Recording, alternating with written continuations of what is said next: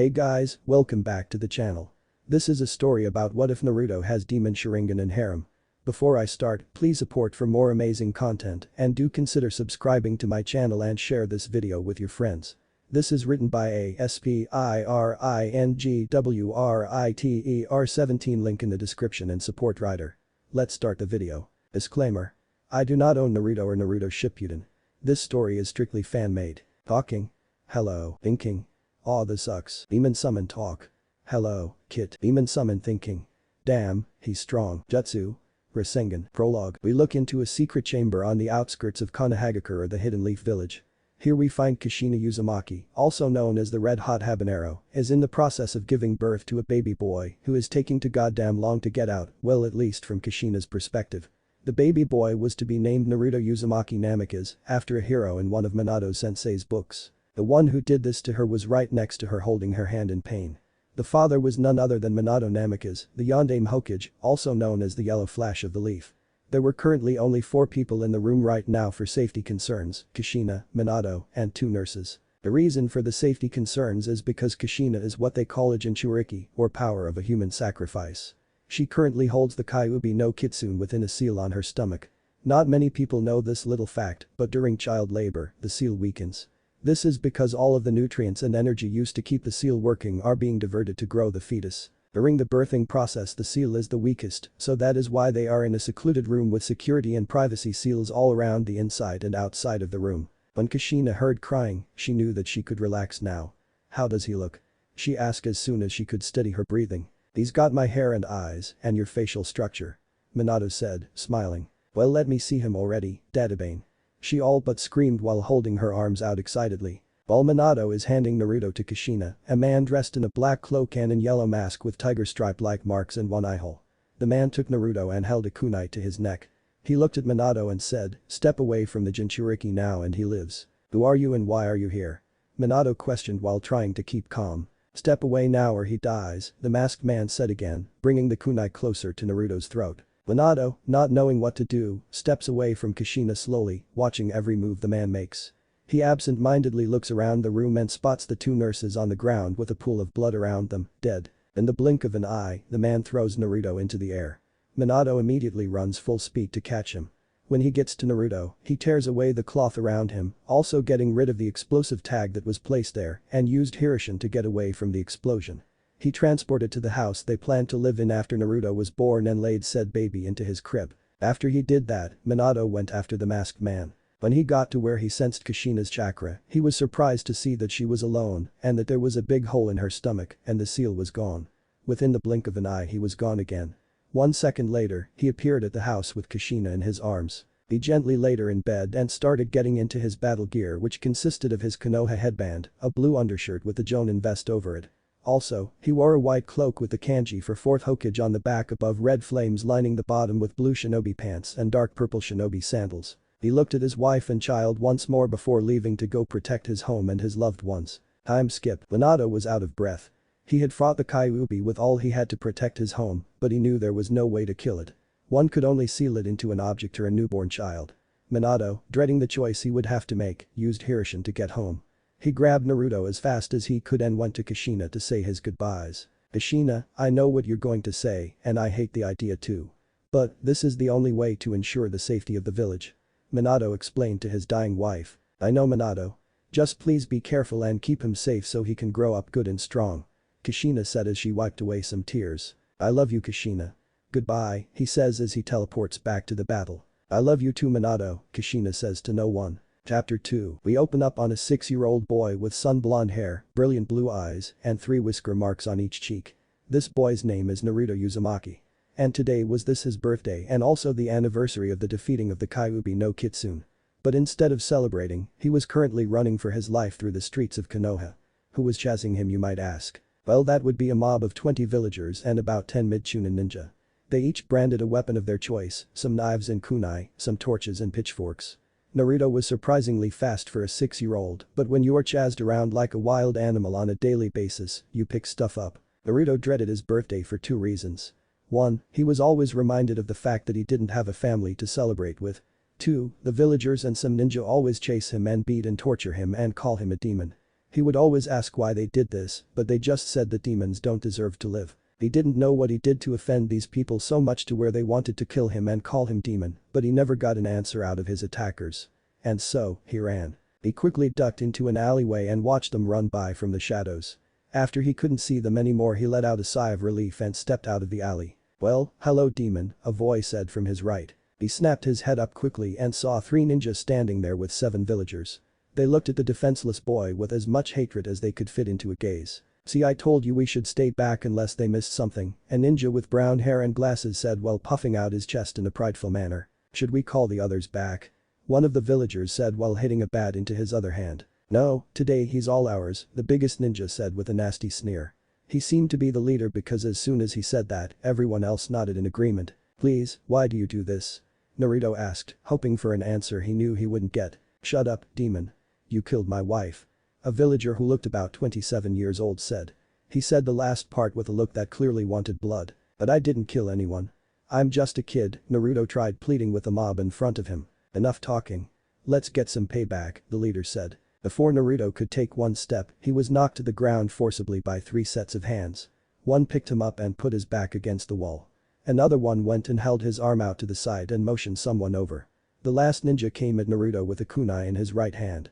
Naruto, seeing what he was going to do, tried to get his arm free, but the ninja was obviously stronger than him. The last ninja stuck the kunai into his palm and pinned it to the wall. They proceeded to do this with the other hand and also the feet all the while. Naruto did not scream out once. After that was done, they got one of the torches and held a kunai over it to get it red hot. When they got it to the temperature they wanted it, they walked over to Naruto once more. They then proceeded to torture him with the heated blade for 2 hours. Naruto held out as long as he could but was eventually forced to let a scream out.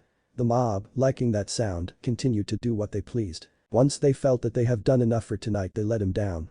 But instead of lowering him to the ground, they just pulled the kunai out slowly, one by one, earning a hiss and a whimper from Naruto. They were about to leave when the villager who had yelled about his wife earlier slowly approached the downed form of Naruto, who was barely conscious after his torture time. The villager had a blank look on his face and a kunai in hand. He knelt down next to the boy and poked Naruto in the chest over his heart with the kunai, drawing a little blood. One of the ninja, seeing what he was doing, quickly yelled in panic, "Hey, we can't kill him, he's the Hokage's favorite. I don't care anymore. It deserves to die." He screamed the last part at no one in particular and followed up by plunging the blade into Naruto's chest. Naruto's eyes widened before they closed completely, falling into unconsciousness. Naruto's mindscape. Naruto woke up in what looked like a sewer of some sort, but not any he has seen. And yes, he has seen many sewers. He was in a large circular room with 6 tunnels around the room leading to different areas. Along the walls were pipes of 3 colors.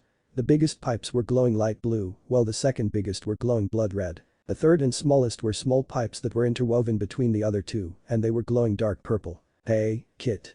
Come here," a malevolent voice was heard coming from the tunnel right in front of him. Naruto, thinking he was dead and the Shinigami was going to greet him, went towards the voice. When he got to the room where he thought he heard the voice, he could see a blood-red aura coming from it. Looking inside, he saw a huge room that had a cage that went wall to wall and floor to ceiling. In the middle of the cage was a big piece of paper with the kanji for seal on it. Stepping closer, he could see a silhouette of a giant beast inside the cage. Before he could say anything, the beast spoke in the same malevolent voice as before, "So you finally visit me. I was starting to feel left out." And that's when Naruto finally saw the beast in front of him. It was a giant orange fox with blood-red eyes with slitted pupils. It had the upper body of a human with clawed fingers on giant hands, which were on the ground to support the huge beast. Naruto could just barely make out the 9 swishing tails behind it. "What are you? The Shinigami?" Naruto questioned, feeling a bit intimidated but hid it well. "Do I look like the god of death to you?" the fox asked back with a raised eyebrow. "Well, no, but I've been fooled by appearances before," Naruto said while looking down, remembering the awful memory of his so-called friend. "No, I am not Yami. I am the great Kyuubi no Kitsune. Destroyer of villagers. Greatest of the Biju." He screamed out the last part and held his hands up in a dramatic way to try and get Naruto to cower in fear. The reaction he got caught him by surprise. Naruto just looked up at him with a bored expression. "So where are we?" he questioned. The Kyuubi sweat dropped at that and looked at Naruto with a tick mark on his forehead. "We are in your mindscape. Which, might I say, is a dump," he said with a tone that showed his distaste. He was yet again surprised when Naruto spoke again. "I'm sorry, I didn't know you were here. And how did you get inside me?" he questioned with his eyebrow raised. "I was sealed into you when I was forced to attack your village," he said with hatred painted all across his face. "Forced?" was Naruto's response. "Yes, I was pulled out of my previous container by an Uchiha and then put under a Genjutsu and forced to attack Konoha." Kyuubi spoke with disdain. "So, you didn't want to attack my home?" Naruto asked. "Well, I don't really care about it, but at the time I had no intention to attack." He spoke with no shame. Naruto sweat dropped at his bluntness but shook it off and spoke again. "So what now?" "Now you are being taken to the hospital by the Hokage and a couple of Anbu ninja." Kyuubi said nonchalantly. "Wait, I'm not dead." "What about the kunai to my chest?" Naruto asked, confused. "It missed your heart so I'm healing you, but this is the last time." "Clumsy little brat." He whispered the last part, but Naruto heard him just fine and smiled. "So I guess that we have time to talk then?" Naruto asked, wanting to get to know his tenant better. "Yes. I have a few things I want to tell you. You won't wake up till morning so we got all night." Kyuubi said while Naruto looked up expectantly. "Naruto, your parents." Chapter 3. Heritage revealed. "Naruto, your parents were some of the bravest people I knew. My last container was your mother, so I got to know her quite a bit. But I'm sorry to say that I didn't know your father that well." Kyuubi spoke to his current container. Naruto smiled at the mention of his parents. "Hey Kyuubi. What were their names if you don't mind me asking?" "First of all, you may call me Kurama, that is my real name. Secondly, your parents. Your mother's name was Kushina Uzumaki, also known as the Red Death of Konoha. Your father on the other hand was none other than the Yondaime Hokage, Minato Namikaze, also known as the Yellow Flash." Kurama explained. To say that Naruto was shocked was an understatement if there ever was one. He was so stunned that he couldn't even talk. He could just stand there staring at the beast in front of him with wide eyes and an open mouth. "My parents," he paused for a couple of seconds before he yelled, "were so totally awesome." Kurama could only chuckle at his container's reaction. "Okay, kid. Calm down. Now when you wake up I'm going to put you through a very rigorous training regimen to get your body up to par. I will not settle with having a weak container." "Really? That's awesome. I'm going to be the strongest ninja out there and I'm going to protect all my precious people." "So, what training did you have in mind?" Naruto asked with a raised eyebrow. "Well, first of all, I am going to have you work on your taijutsu to get your body up to snuff. That means you will have to eat more than ramen. In fact, I am making a rule right now, you are not allowed to eat ramen more than once a week until your body meets my requirements." "What? But that's the best food in the world. And it's not anyone else will sell me any good food." He spoke the last part quietly, but Kurama heard him just fine. "You aren't going to be buying any food." Seeing his confused expression, he continued. "You will move out of that old crappy apartment of yours and move into training ground 44. There I will teach you how to hunt animals and pick healthy berries and other herbs for you to eat. You will need to get your Hokage's permission to live there, but I doubt he will mind." He said, chuckling to himself. "Okay, anything else I need?" "Yes, you need to ask your Hokage for some chakra weights, kunai, shuriken, some storage seals, exploding tags, some chakra paper, and a book on sealing. I plan on teaching you some Fuinjutsu." The great beast explained. "Oh, and make him take you to a clothes shop and get you out of that god-awful orange jumpsuit." Naruto just pouted at that. This jumpsuit had kept him warm when he was on the streets. And he had evaded Anbu in it whenever he pulled off a prank. "Oh, it looks like you're waking up. Remember to ask your Hokage about the equipment." And with that, Naruto vanished from his mindscape. This might just be fun. Outside, Naruto woke up and opened his eyes only to clamp them down tight when the morning sun hit his eyes. Once his eyes were used to the light, he looked around and saw that he was in a hospital room and to his left was a smiling man sitting down in a chair. "How do you feel, Naruto-kun?" Hiruzen Sarutobi asked his surrogate grandson. "Oh, I'm fine, Jiji. Though I do have some news." Naruto told his grandfather figure. He then spent the next couple of minutes telling the Hokage about Kurama and how he didn't mean to attack the village.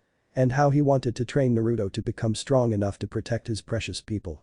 Leaving out the part about him knowing who his parents were. "Well, if you believe him then I guess it's okay. I will get the equipment as soon as possible and we will go shopping as soon as you're checked out. Although, I will have to give you a pass to go into that training ground. And I will have someone go with you just in case something happens." "Thank you, Jiji. I am better now, so can I go get checked out?"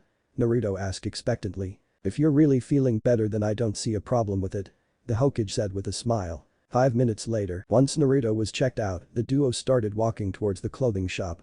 The people that would usually glare and curse at him were unusually quiet now that he was with the Hokage. As soon as they reached the clothing store, Naruto rushed in to try and find an outfit he liked. After a couple of minutes of searching, Naruto decided on a dark orange shirt with a black zip-up jacket, black shinobi pants and black sandals. After buying a couple of the same outfits, they started heading towards the weapons shop. Once they got there, Naruto did as recommended and got 200 kunai and 200 shuriken, 50 exploding tags, and 25 storage seals. When they were about to pay, something out of the corner of his eye caught Naruto's attention. When he walked over to where it was, he was in awe. Right in front of him were two twin swords. I suck at descriptions, so I will leave a link to the picture on my account. While he was staring at them, he failed to notice a girl about a year older than himself approach. "You like those swords?" the girl asked him. "Yeah, they're awesome."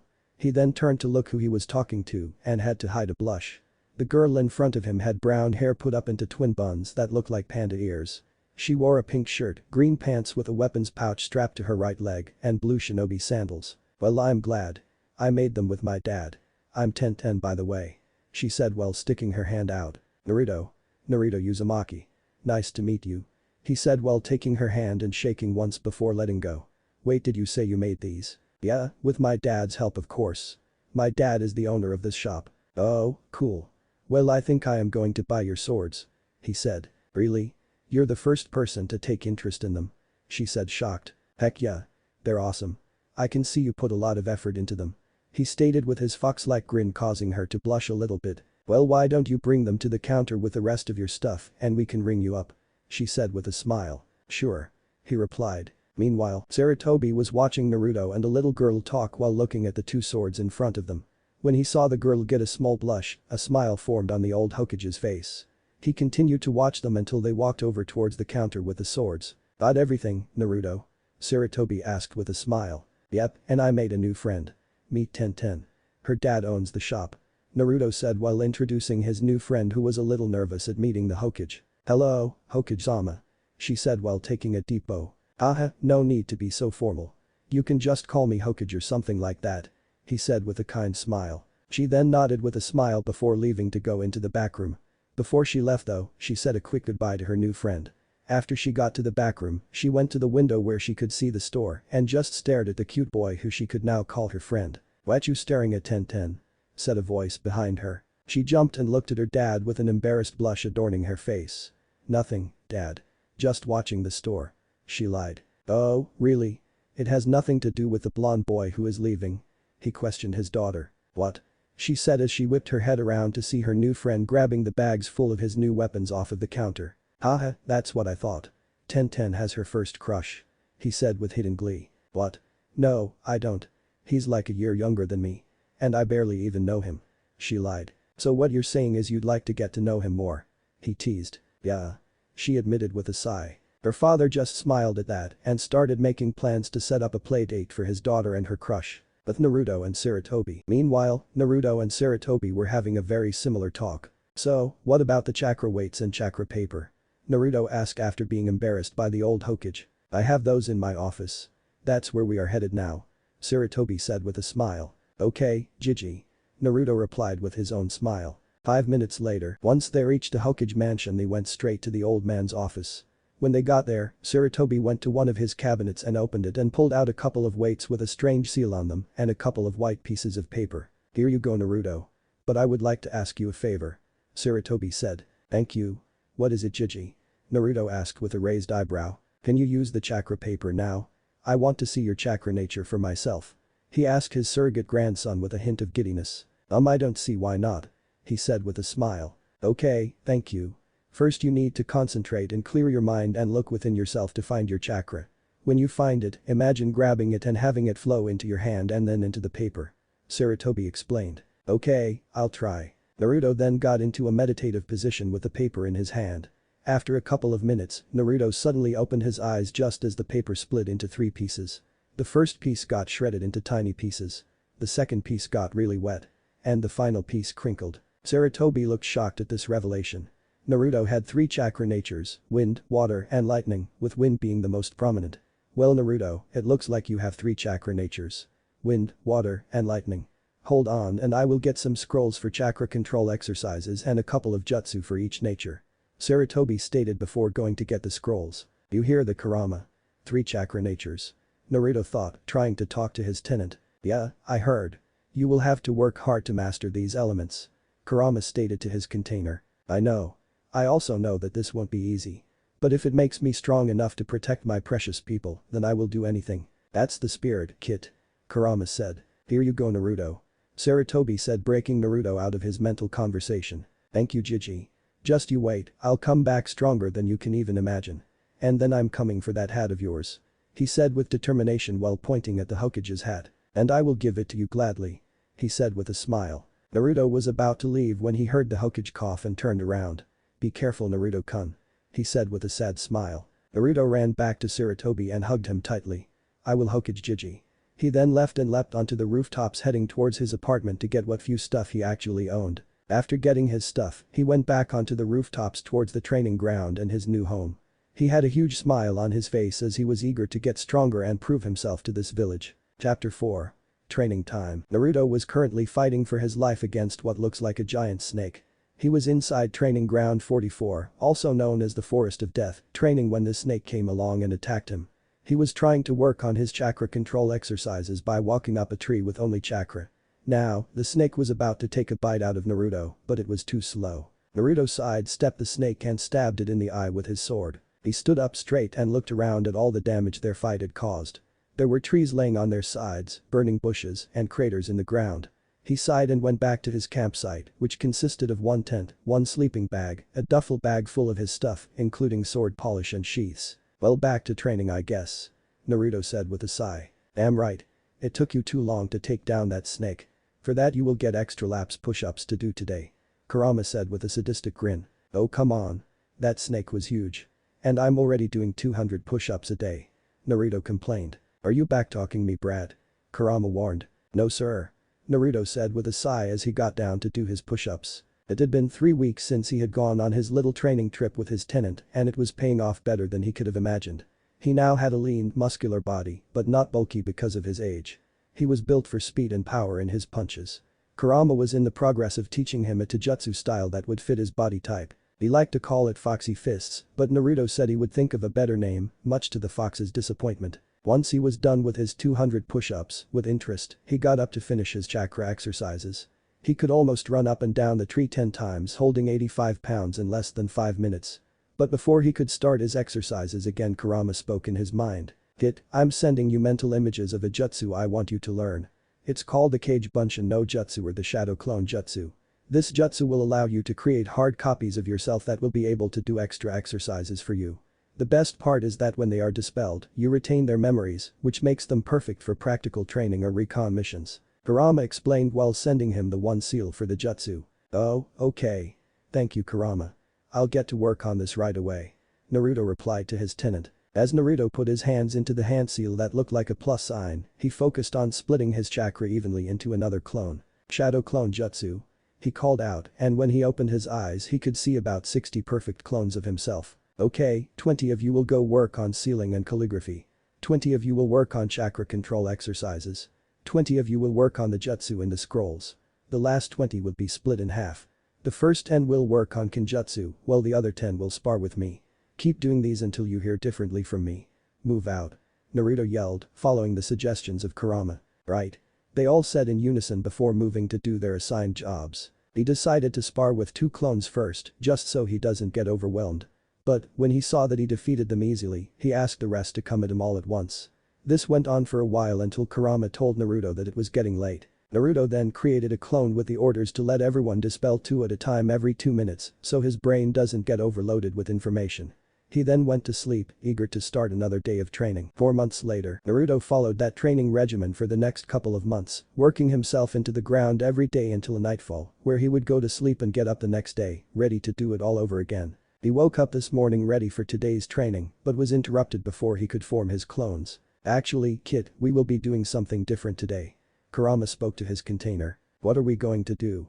He asked. First you will have to go to your Hokage and ask him if there is anywhere within the village with a strong enough privacy seal on it. He will know what it is for. Kurama explained. What are we going to be doing that requires a lot of privacy? Naruto asked curiously. I will tell you when we get there. Kurama said with little room to argue. Fine. Naruto said with a sigh as he started packing up. 10 minutes later, Naruto was currently standing in the Hokage's office in front of the old man himself. Sarutobi had a big smile on his face as he looked at his surrogate grandson, who had grown quite a bit now that he was off of his all-ramen diet. So how are you ma boy? Sarutobi asked. I'm doing great. But Kurama wants to know if there is a place in the village with a big privacy seal on it. He said you would know what he wants to do with it. Naruto said with a smile. Oh, yes, I do understand. But is he sure it's safe?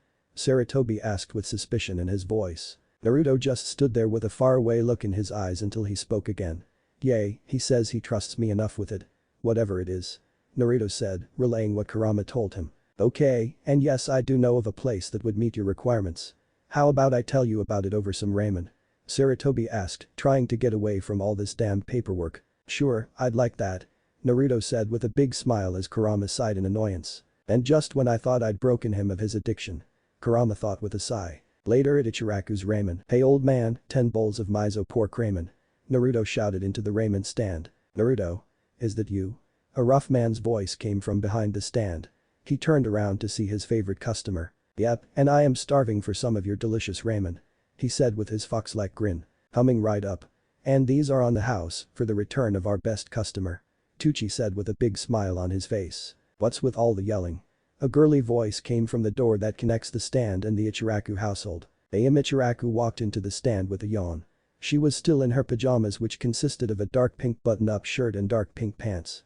Her hair was messy on one side of her face, indicating that she just woke up. Hey Am, look who's back. Tucci said with a smile as Am looked over to the blonde-haired kid who looked really familiar for some reason. Hey Am, long time no see, right? Naruto said with a big smile. Am's eyes got wide at that. Naruto. Is that you? She asked surprised. Seeing his nod, she gasped. I barely recognize you. You've gotten buffer and got a better wardrobe I see. She said, trying miserably to hide a blush at seeing his lean arms. Yeah. I've been training with my new sensei.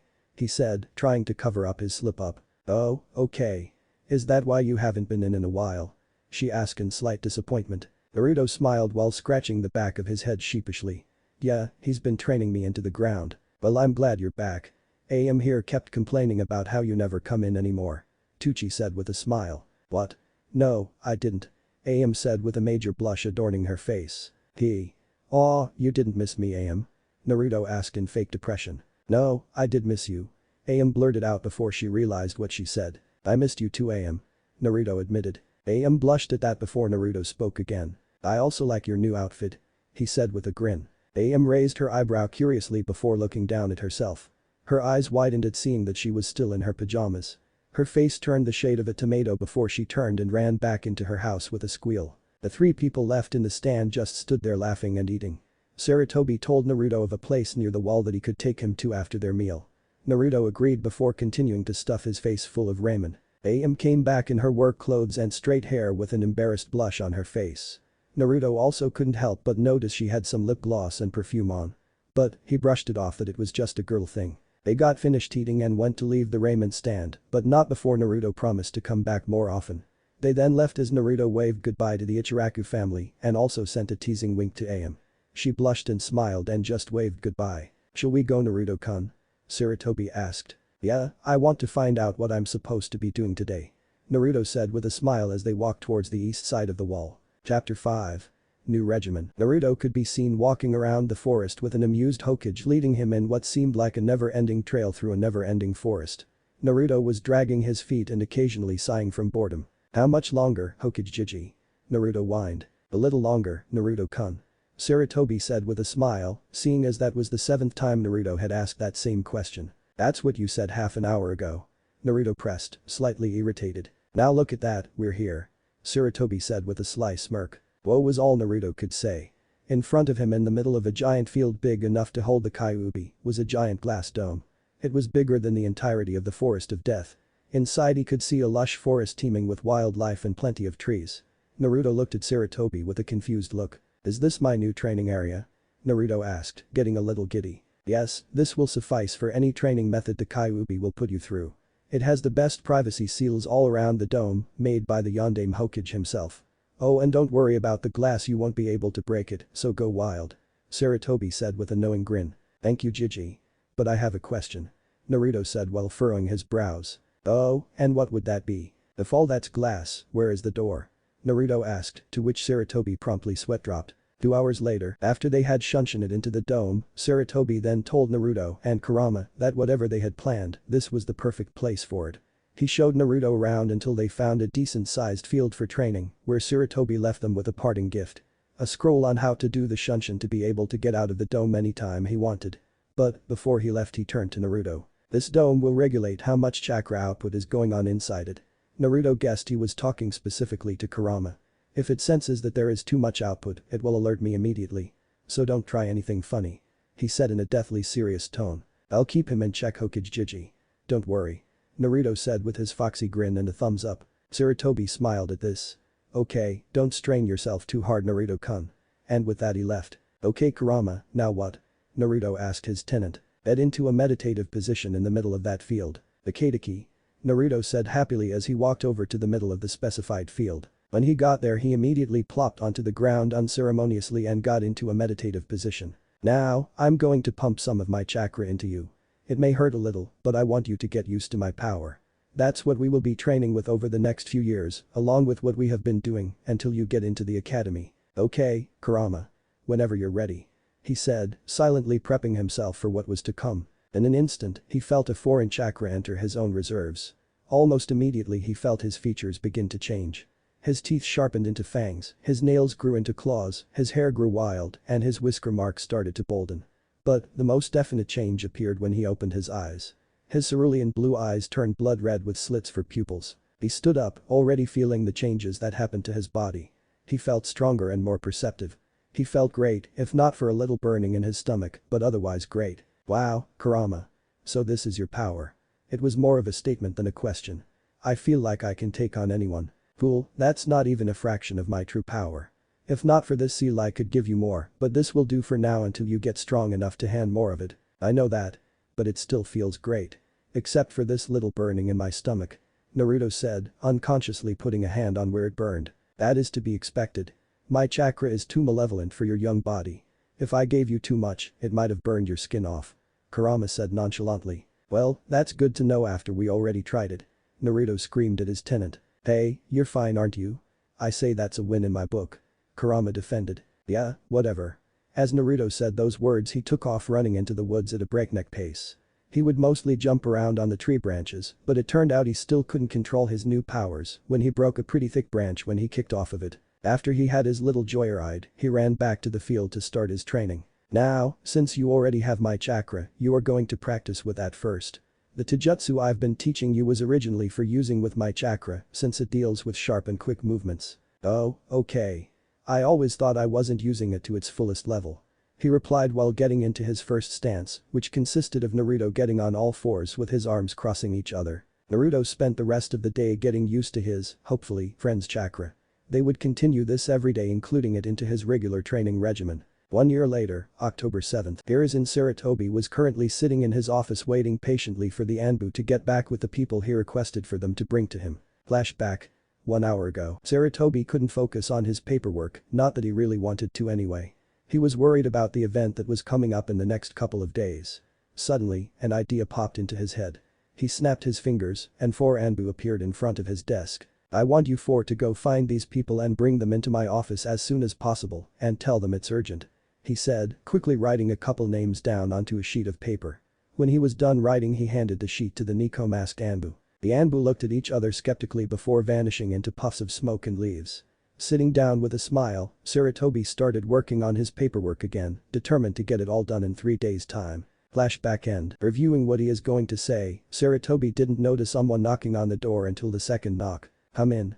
He said, slightly giddy. In walked a group of 12 people, including Tenten, her dad, Kakashi Haddock, Asuma Sarutobi, Kurana Yuhi, Shikaku Nara, Inoichi Yamanaka, Choza Akimichi, Anko Mitarashi, Su Minyazuka, Tuchi Ichiraku and his daughter, Aya Michiraku. What's the emergency, Hokage-sama?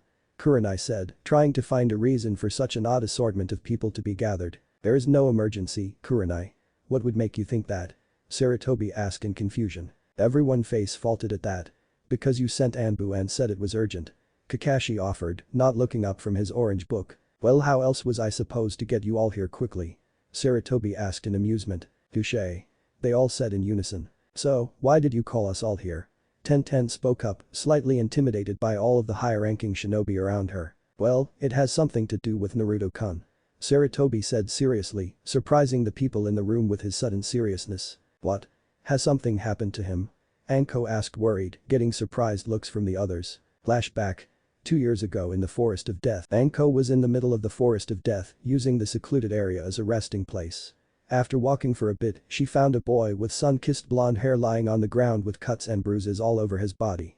She calmly walked over to him and poked him with her foot. "Hey, you alive, kid?" she asked, slightly curious why he was in here. He suddenly opened his eyes and jumped up to face the strange girl. She took a step back in surprise. He had deep ocean blue eyes, 3 whisker marks on each cheek, and slightly shredded clothes on. "Yeah, I'm fine. Who are you by the way?" he said while brushing dust off of his clothes. "I'm Anko Midarashi. Who are you?" she asked. "I'm Naruto Uzumaki. Pleasure to meet you," he said with a smile as he held out his hand to her. She gained a surprised look on her face. No one in the village had treated her so nicely save for a select few. She smiled and shook his hand. "So, what are you doing in a place like this?" she asks, motioning to the forest they were in. "Training," he said simply. They then started talking to each other and relaxing the rest of the day until Anko had to leave. When she left, she felt that she had made a new friend. Flashback end. Ever since then she had treated Naruto like a little brother and Naruto treated her as a bigger sister. They had traded life stories and found out they had a lot in common. That just made their bond stronger. "I can assure you, nothing has happened to him. I called this meeting for one thing and one thing only," he said seriously. Everyone leaned in to hear what he had to say that was so important. "You are all invited to attend Naruto's 10th birthday party," he said with a grin. They all face-faulted, expecting some dangerous, important mission that required so many people. "But, I need ideas for the party so I need you guys' help. Treat this as an A-rank mission," he said sternly. Everyone then started brainstorming ideas for Naruto's birthday party, wanting to make it extra special. Somewhere off in the woods, a certain blonde-haired boy was sneezing almost non-stop for the last couple of minutes. "I must be getting sick from overexhaustion," he said before he promptly sneezed once more, this one knocking him to the ground on his butt. Chapter 6. Birthdays and starting school. It was 6 p.m. on October 10th, and if one was looking, they would see a young boy with sun-kissed blonde hair, 3 whisker marks on each cheek, and a very muscular yet lean build, walking down the street towards the Hokage Tower. He wore black shinobi pants with plenty of pockets, a black zip-up sleeveless vest, and a black scarf around his neck. He had his hands wrapped up in bandages and wore black and dark orange combat boots. In addition, he had a black and red sword sheath on his back with a red hilt and a black handguard. This boy was none other than Naruto Uzumaki. He tried to avoid the festival that was going on a couple blocks from him because it usually wouldn't end up well for him. But it looked like fate had frowned on him this day. As he was walking he heard yells coming from behind him. Curious, he looked over his shoulder and saw a few dozen civilians and some Chunin-level shinobi all yelling and pointing at him. He looked ahead uncaringly and kept walking at a normal pace. This seemed to anger the mob to where they all started running at him until he turned a corner and they lost sight of him. They quickly ran and turned the corner to see Naruto in the middle of the street staring at them. "If you plan to attack me, I will have no choice but to defend myself to any extent. Think carefully before you choose your next action." Naruto spoke in a calm manner, making eye contact with the leader of the mob. "Oh yay, look who finally grew some balls." The leader spoke to the rest of the mob. "Just because you got yourself a new look and a shitty sword doesn't mean you scare me, demon." "Oh, this old thing?" he asks in mock curiosity as he pulls his sword hilt out, making the mob tense slightly, only to show no blade attached to the hilt and a slit where the blade should be. "Idiot doesn't even have a blade. It's just for intimidation." The leader sneers as he walks towards Naruto. Naruto, in return, just holds the hilt up to chest level. The leader just smirks, his pace never slowing. Soon he was right in front of the newly 10-year-old and mockingly put his body against the hilt and raised his fist. "See, you're nothing but a weak little he was cut off the suddenly blood spurted out of his back, opposite where the hilt is. "I'm sorry, what were you saying?" Naruto asks with a smirk at the others' stunned faces. "How?" one civilian asked. "What happened?" another one asks. "How did he get cut?" "There's no blade," one ninja said. "Anyone else?" Naruto asks with a tilt of his head while he lets the body fall to the ground lifeless. "He used his demon powers to kill that guy," one brave civilian near the back called out. "We need to tell the Hokage." "Then go tell him, I'm on my way there myself, do you want me to give him a message?" he asks politely while putting his hilt back in the sheath. "No. We will tell him ourselves," he replied. "Okay, bye." Those were his last words before he poofed out of existence, showing himself to be a shadow clone. Everyone's eyes went wide at this, and the civilians started racing to get to the Hokage before the demon brat, while the ninja shunshined to get there faster. When the ninja got there they raced into the Hokage's office to see the Hokage sitting behind his desk talking to aforementioned demon brat. Naruto looked to be giving a report to the Hokage when they barged in. "May I help you?" Hiruzen asked, irritation clearly in his voice. "That demon brat just killed Taricho Shizuin for no reason." The shinobi who entered first yelled. "Naruto," he said, emphasizing his name. "Has been here for the last half hour. He used a shadow clone to kill him. And then he used a sword without a blade and killed Taricho with his demon powers." He yelled. He then realized his mistake a second too late as he looked down to see a sword through his chest. He fell forward to show an Anbu behind him with a Nico cat mask holding the hilt of the now bloody blade. "Now that the idiot is dead, would you please tell me what happened, Naruto?" Hiruzen asked his surrogate grandson. "Sure," he said before telling him exactly how it happened. "And then my clone pushed wind chakra through the hilt to form a blade of wind that killed him instantly. I see, you all may leave since only Taricho attacked him, but I do warn you that if any of you try this again, all of you will be Ibiki and Anko's newest torture test subjects." He said in a deathly tone, making everyone widen their eyes and immediately leave. "Now, Naruto, first of all, happy birthday," he said with a smile while picking up a small scroll from out of his drawer and handed it to his surrogate grandson. "Thanks Gigi, what is it?" he asked while unrolling the scroll to see a low-rank storage seal. "Push chakra into it and find out," he said smiling. Naruto did just that and out popped a ring. It was an all-black titanium ring with 4 Konoha leaf symbols on the cardinal directions of the ring. The leaf symbols are actually seals, they store chakra that can be pushed back into you during emergencies. It will also help your reserves grow, although I'm guessing that's not a problem for you. Haha, yay. But thank you a lot Gigi, this means a lot to me," he said with a genuine smile gracing his face. "It was my pleasure Naruto-kun. I just want you to meet me training ground 7 at noon tomorrow," he said with a knowing smile. "What for?" Naruto asked confused. "It's a surprise. So don't ask again and I expect you to be on time tomorrow, I'm serious." Hiruzen told him, knowing he gets caught up in his training. "I promise I'll be on time tomorrow, Gigi. And I never go back on my word, Dadabeo. Believe it." "Haha, I know you don't Naruto-kun. And I want to hear more about that hilt you have tomorrow as well," the elderly Sarutobi said with a smile. "You're dismissed." "Of course Gigi. See you tomorrow," he said with a smile as he left his surrogate grandfather's office. Time skip. The next day. 11:50 a.m. Naruto was currently walking through the streets of the village towards training ground 7. He didn't want to be late so he left 11 minutes early. While he was walking he thought back on how he had gotten his special sword hilt. Flashback. 6 months. Naruto was in his custom training ground working with his swords as part of his training regimen. He was facing several clones who were wielding swords of their own. After a few seconds there was only one left. They both charged each other, swords drawn. The next moment they were on the opposite sides of where they started. After a few seconds the clone poofed out of existence. The real Naruto stood up straight and was about to put his swords into his sheath when the blades broke off. "Well that's just great. Now I have to order more swords from 1010's store." Naruto whined as he sealed away the broken swords so he can properly dispose of them. "Naruto, that won't be necessary." Kurama spoke in his mind. "What do you mean?" He thinks to his partner. "Well I had foreseen that those puny swords would break eventually. So I had forged a sword for you with my chakra." "Well how would that help me?" "You're in a seal." He reasons with his tenant. "Let my chakra flow through your hand. I will do the rest." "Okay." So he does just that and he notices that Kurama's chakra cloak was flowing through his hand and was forming a hilt. After a few minutes, the chakra receded and in Naruto's hand was a red sword hilt with a black handguard and a slitted hole where the blade should be. "How's this supposed to help me?" "There's no blade on this sword," Naruto exclaims when he notices it is missing the blade. "Just channel your wind chakra through it," he says, a little irritated. So, he channels his wind chakra through the hilt and he feels his chakra form a blade out of his wind chakra. The blade was invisible to even his eyes, but he could tell it was there. "Whoa. How did it do that?" he asks, amazed. "The hilt has no blade because it makes a blade out of whatever chakra you put into it. So any of your chakra natures would create a blade out of that element," he says proudly while puffing out his chest. "That's awesome. Thanks Kurama."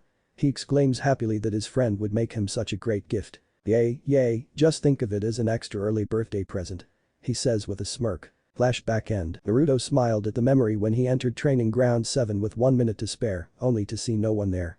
He walked to the center of the field when he felt his senses dampen. He couldn't sense anything past the tree line anymore. "Kurama, what happened to my senses?" he asked his tenant only to get silence as his reply. Suddenly he realized that he was in a genjutsu.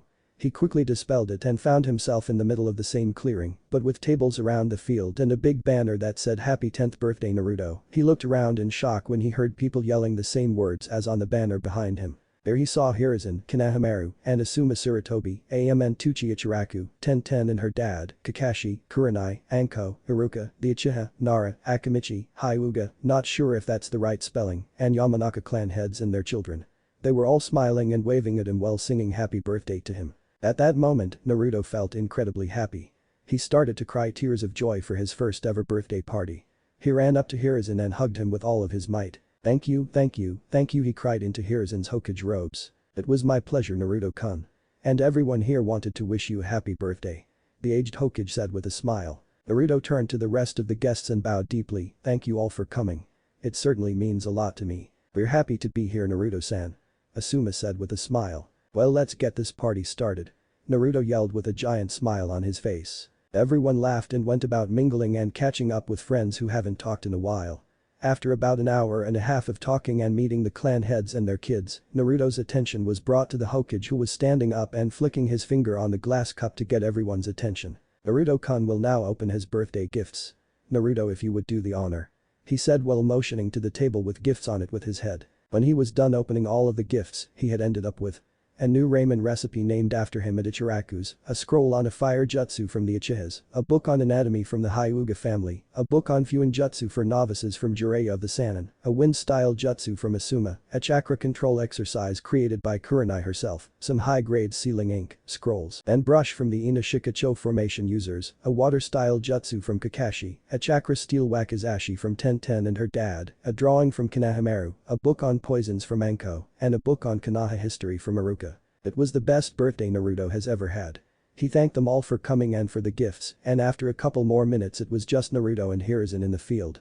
They both cleaned up and Hiruzen sealed all of Naruto's gifts into a scroll for carrying purposes and then walked to Naruto's apartment together. "Thank you so much for today, Gigi." Naruto thanked his grandfather for the 100th time today. "It's no problem, Naruto-kun, it was fun. And remember, you'll be starting the academy next week, so make sure to get there on time and don't be a pest to your sensei," Hiruzen warned. I know, don't worry so much, Gigi. I will be a good student," Naruto said with a smile. They hugged again and Naruto went inside and changed into his pajamas and laid down into his bed and went to sleep with a content smile on his face. Chapter 7. The Loyal Traitor. Tuesday, 5 days after birthday party. Naruto was walking down the street with a smile on his face. He had shadow clones at his apartment reading all of the books he got for his birthday. He was currently reading the book on Fuin jutsu he got from Jiraiya. He was genuinely interested in the subject, so he wanted to read it himself. He was just walking down the street after going to see the Hokage, but only to find out that he just went into a meeting with the council. So after hearing this news from the secretary, he started walking around, nothing to do but read and walk until the Hokage was done. He had wanted to talk to the Hokage about what happened last night, but it looks like he will just have to wait. While he was waiting, he couldn't help but think back to yesterday. Flashback. Yesterday at 8:05 p.m. Naruto was sitting at home reading his Fuin jutsu book when he suddenly felt restless. He got up from his bed and went to his window to jump into the cool night air. He started running on the rooftops to try and burn up the energy he had so he could get back to reading. He was running through the Shinobi clan district when he smelt the metallic coppery scent of blood. He started dashing towards where the smell was coming from when he got to the Uchiha clan compound. The smell was getting stronger the closer he got to the gate until finally he opened the gate to find blood and bodies everywhere. His eyes grew wide as he ran through, checking any and all bodies for life. When he reached the main building, where he knew Mikoto, Fugaku, Itachi, and Sasuke lived, he had only found one person who was still alive only to die after he told Naruto that Itachi did all of this. He opened the paper doors of the main building to find Itachi standing over a dead Mikoto and Fugaku with an unconscious Sasuke by the other door. "What have you done, Itachi?" Naruto asks in a shocked tone, effectively getting the traitor's attention. "Tsukiyomi," Itachi said quickly before Naruto could bring any unwanted attention. Inside Tsukiyomi. "What? Where?" Naruto asked no one when he found himself in a weird world with a red moon. "Over here, Naruto-kun." Itachi spoke from behind Naruto, who jumped in surprise. "Why did you do this? Why did you kill all of your family all of a sudden?"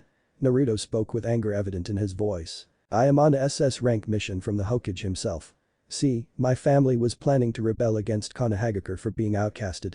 I was ordered to take the rebellious members of my family out, which was pretty much everyone excluding Sasuke and my mother," he explained with a somber tone. "But I saw that Mikoto-san was dead on the floor along with Fugaku-san," Naruto said with suspicion laced in his voice. "She jumped in front of my blade when I went to cut down my father.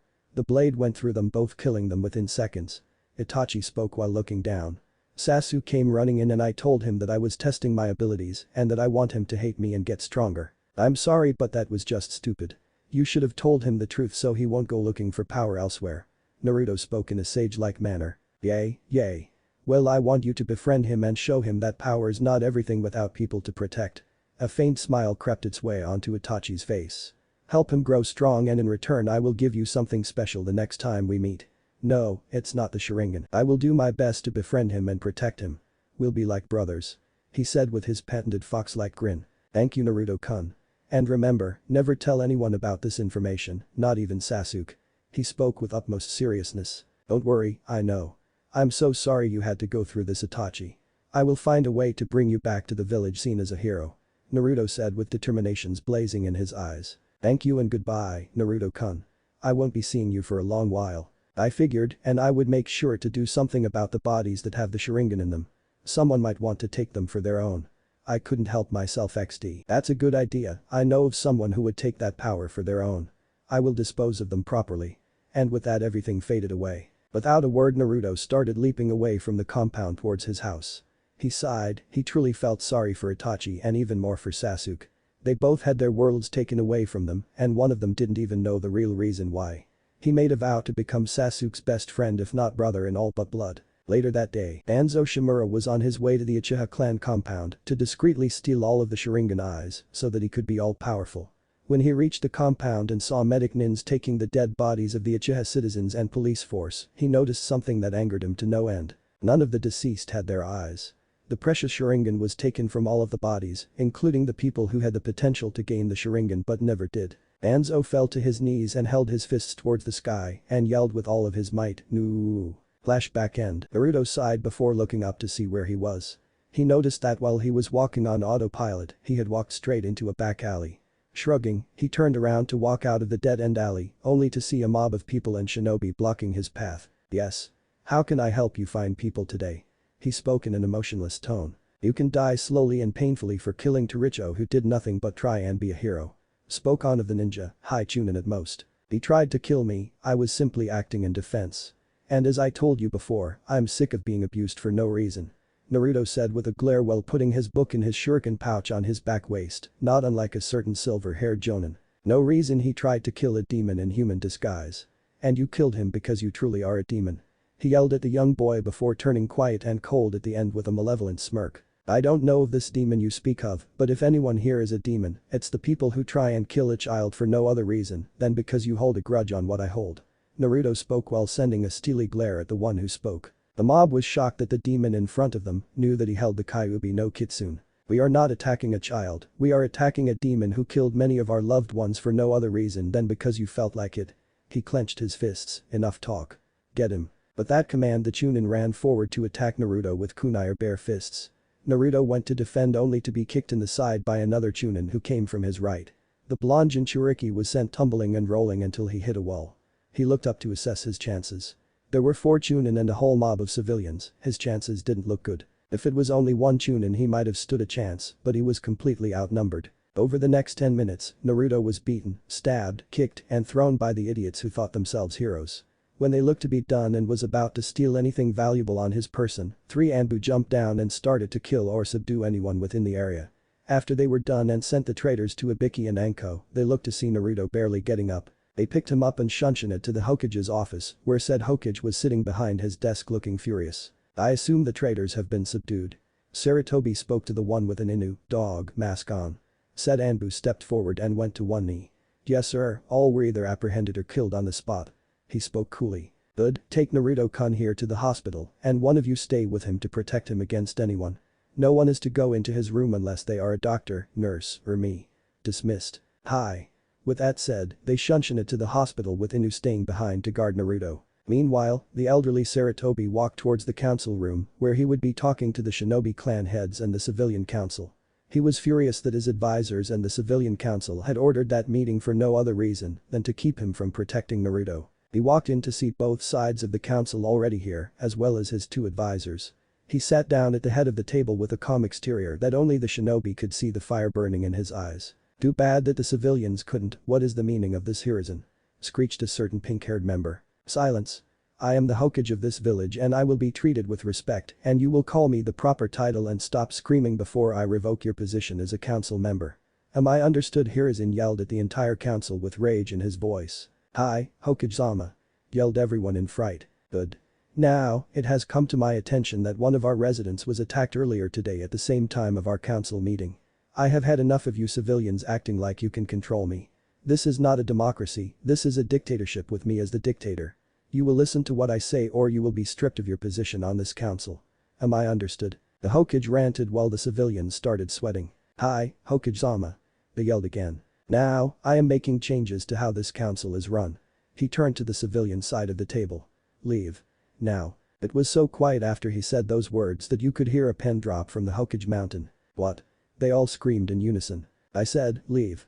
I will choose someone tomorrow who will represent the entire civilian council by bringing in your ideas and presenting them to the council. Until then, leave. He explained with a cold glare. You can't do that. Screeched the only pink cat in the room. With a quick signal with his hand, an Anbu comes down and puts a kunai at her throat, surprising everyone at the Hokage's cruelty. If anyone questions my power again, I will not stop him. He says while smirking at their faces. Now, if you don't want to die, I would suggest you start walking.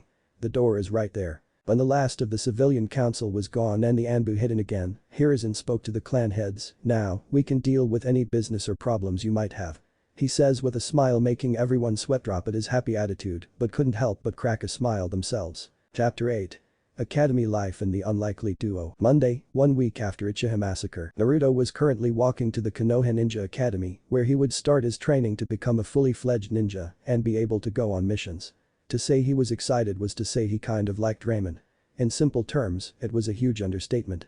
He had a plan to show everyone what he could do and the look on everyone's face when he unleashed his true power. When he got to the academy and found his classroom, he walked in to see a bunch of kids his age sitting down talking amongst themselves. A quick conversation with Kurama told him that they were the clan heirs with some random civilian-born kids here and there. There was a kid with a grey jacket with tufts of fur around the armholes and hood. He had brown pants with blue ninja sandals and a white puppy sitting on his brown head of hair. There was a shy girl with dark blue hair sitting in the back middle row with a thick beige jacket with fur lining the bottom. She had blue shorts that reached just past the knees and matching sandals. Then there was a lazy-looking black-haired kid that had his hair tied back resembling a pineapple with a grey vest with green linings over a fishnet shirt that was tucked into his brown pants that go just past his knees and blue sandals. Next to him was a chubby boy with light brown spiky hair and red spirals in each cheek. He wore a green shirt over a beige shirt with the Akamichi clan symbol on the front. In addition, he wore light black shorts with bandages going from his knees to his blue ninja sandals. In the back left sitting by the wall was a brown-haired boy with black thin-rimmed sunglasses and a light grey jacket with a high collar to hide his lower face. He also wore brown pants and blue ninja sandals. Just imagine the rest of them in their genin clothes just without their Hitaites. They were Kiba Inuzuka, Hinata Hyuga, Shikamaru Nara, Choji Akamichi, Shino Aburam, Ino Yamanaka, Sakura Haruno, and Sasuke Uchiha. The latter of which was sitting in the first row with a seat right next to the window with Sakura and Ino fighting each other about who gets to sit next to the Uchiha heir. Naruto walked up to Sasuke and bowed to him. I am truly sorry about what happened to you. I know what it feels like to be lonely, so if you ever need anyone to talk to or to train with, you can come to me. I will be your friend no matter if you like it or not. He said as he straightened from his bow and gave Sasuke his patented grin. Meanwhile, Sasuke just looked at this kid, who looked no older than himself, walk up and declare to be his friend and to offer his time if he ever needed it. The last loyal Uchiha couldn't help but smirk as Naruto sat down next to him and looked ready to talk. The name's Naruto Uzumaki. He said while sticking his hand out. Sasuke Uchiha. He said with an arrogant smirk as he took the blonde's hand. Nice to meet you. Then his grin turned cold. And you better wipe that arrogant smirk off of your face before I beat it off of you. And I would hate to do that to my new friend. Sasuke's smirk flew right off of his face when he heard that. For some reason, he didn't doubt Naruto's words for a second. But, he couldn't help but feel a little happiness well up inside him at the prospect of having a new friend. While this was happening, the other students were just staring at the duo in awe. They had never seen anyone just demand to be friends with anyone and the person accepting, especially someone like Sasuke. Sakura got out of her shock first and immediately reacted. Get away from Sasuke Kunyubaka. Sakura screeched at the blonde. Sasuke, do you want me to leave? Naruto asked the duck-haired boy. No. He yelled uncharacteristically at the thought of sitting by the pair fangirls. Everyone, save for Naruto, moved their heads back in shock at the normally brooding boy to yell like that. Well then, he looked at Sakura. I'm not moving. Find another seat and stop being a fangirl. This is a ninja academy, start acting like a ninja. He spoke wisely while emphasizing ninja. Sakura just stood stock still. Just then Iruka walked in to get the class ready for the first day of the next 3 years of their life. -3 years later, we'll flash back later. So, Sasuke, do you think we will pass the genin exams? Naruto asked his long-term friend in mock curiosity. Do you really have to ask, Naruto? Of course we'll pass. The only challenge will be guaranteeing we get on the same team. And getting a good third teammate.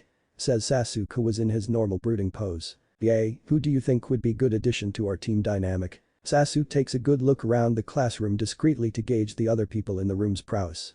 We will most likely be put on a team with either Sakura, they both shiver, or Hinata. Seeing as they're tied for Kunoichi of the year. Hinata is really only lacking in Taijutsu because of her caring nature, so her written tests are up to par. Kami, I hope it's Hinata. We don't need a fangirl on our team to keep bugging you about a date. Naruto joked. Don't make me think about it, was all he could say before Iruka came into the classroom. For once in the 3 years the entire class was quiet when he came in. Iruka smiled at how his class has grown over the years. Now, today will be the genin exam. You will all take a written exam followed by a little spar and a shuriken and kunai throwing exam and finishing with an ninjutsu portion. Are there any questions before we start the test? He asked politely. Naruto raised his hand and when called on spoke formally. Will we be able to recommend teammates? You can suggest them, but that doesn't mean that you will get that person unless you prove it is the best setup. He explained. Anyone else? Getting no reply, he started handing out papers. You will all be given half an hour to complete this portion. There are 10 questions and it will all be over the stuff we've covered in class, so don't worry. When he finished passing out papers, he walked to the front of the class and put 30 on the chalkboard to represent the time they had. Ready, begin. And with that the students started their tests. -30 minutes later, stop. The written part of the exam is now over. Please turn in your tests on your way out to the sparring arena. After everyone had turned in their tests and gathered around the arena, Iruka spoke again. I will call out the names of the two who will be fighting. The rules are there will be no ninjutsu, no crippling or killing blows, and no weapons. The first match will be against Kiba in Yuzuka vs Kentsuki. Random civilian. Let's just say that the civilian boy got demolished. After a couple of matches where some civilian kids were beaten and some others were destroyed, it was finally Naruto's turn. Next match will be Naruto Uzumaki vs Sasuke Uchiha. And remember, you don't have to win to pass. If you pass or not depends on your performance during this spar. As Naruto and Sasuke got into positions and smiled at each other. Iruka-sensei, even if I win, will this bring my grade up any? No, not with your grades. You will still have your current grade, sorry. Iruka said sadly. Good. Naruto said with a smirk. Surprising Iruka and the rest of the class save for Sasuke. Okay, anyway, begin. And with that, they ran at each other at medium genin speeds and met each other in the middle with a flurry of punches and kicks. After a few moments of fighting in the middle they broke off and went to their starting points, not winded in the slightest. Iruka-sensei, can we please use low-rank ninjutsu? Asked Sasuke. I guess it would be alright, though nothing lethal. He said with uncertainty. Thanks. But that they started going through hand seals simultaneously. When they finished the sequence of hand seals they called out their jutsu respectively. Heian. Gakakyu no Jutsu. Suiten. Tepandama. They both blew balls of their chosen element the size of themselves at their opponent. The jutsu met in the middle of the arena. The result was a burst of steam to shroud the arena and hid Naruto and Sasuke from the rest of the class. The only thing that they could hear was the occasional sounds of flesh hitting flesh. When the steam finally dispersed, the class gasped at the sight before them. Naruto and Sasuke were standing the opposite of each other, panting slightly with bruises and some cuts on the exposed skin. I think the fight's over, sensei.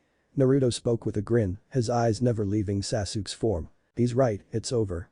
Sasuke agreed. Okay, I guess you both pass. Iruka said, shocked. Naruto and Sasuke quietly walked over to a tree and laid down to rest. Both of their wound healing before the class's eyes. Unknown to everyone was that Kurama was healing Naruto's wounds while Sasuke was using a technique he learned to heal his wounds with some of his chakra. Okay then, the next match will be next exam. Now, you will all be throwing 5 kunai and 5 shuriken at the training dummies to simulate kill shots. That means head, heart, neck, or any major arteries. First up is Sasuke Uchiha. Sasuke walked up and took out 5 shuriken and threw them all at the same time. Then proceeded to do the same with kunai. He got a perfect score and went back over to where Naruto was standing. Show off. Naruto joked. HMPH. Sasuke HMPH''D in pride. Next is Naruto Uzumaki. Naruto then proceeded to get an average score, didn't want to risk getting his grade up any more than it would be after the last exam, although everyone in class knew he was just hiding his skills. Final exam, I'm skipping the rest since who really cares. Now, I will call you all into a room one at a time to take the ninjutsu exam. The first will be Shikamaru Nara. Skipping ahead, Sasuke Uchiha. A few minutes later Sasuke walked back into the classroom wearing a blue hit I-8 on his forehead. Your turn Naruto. He said with a smirk. Yay, yay.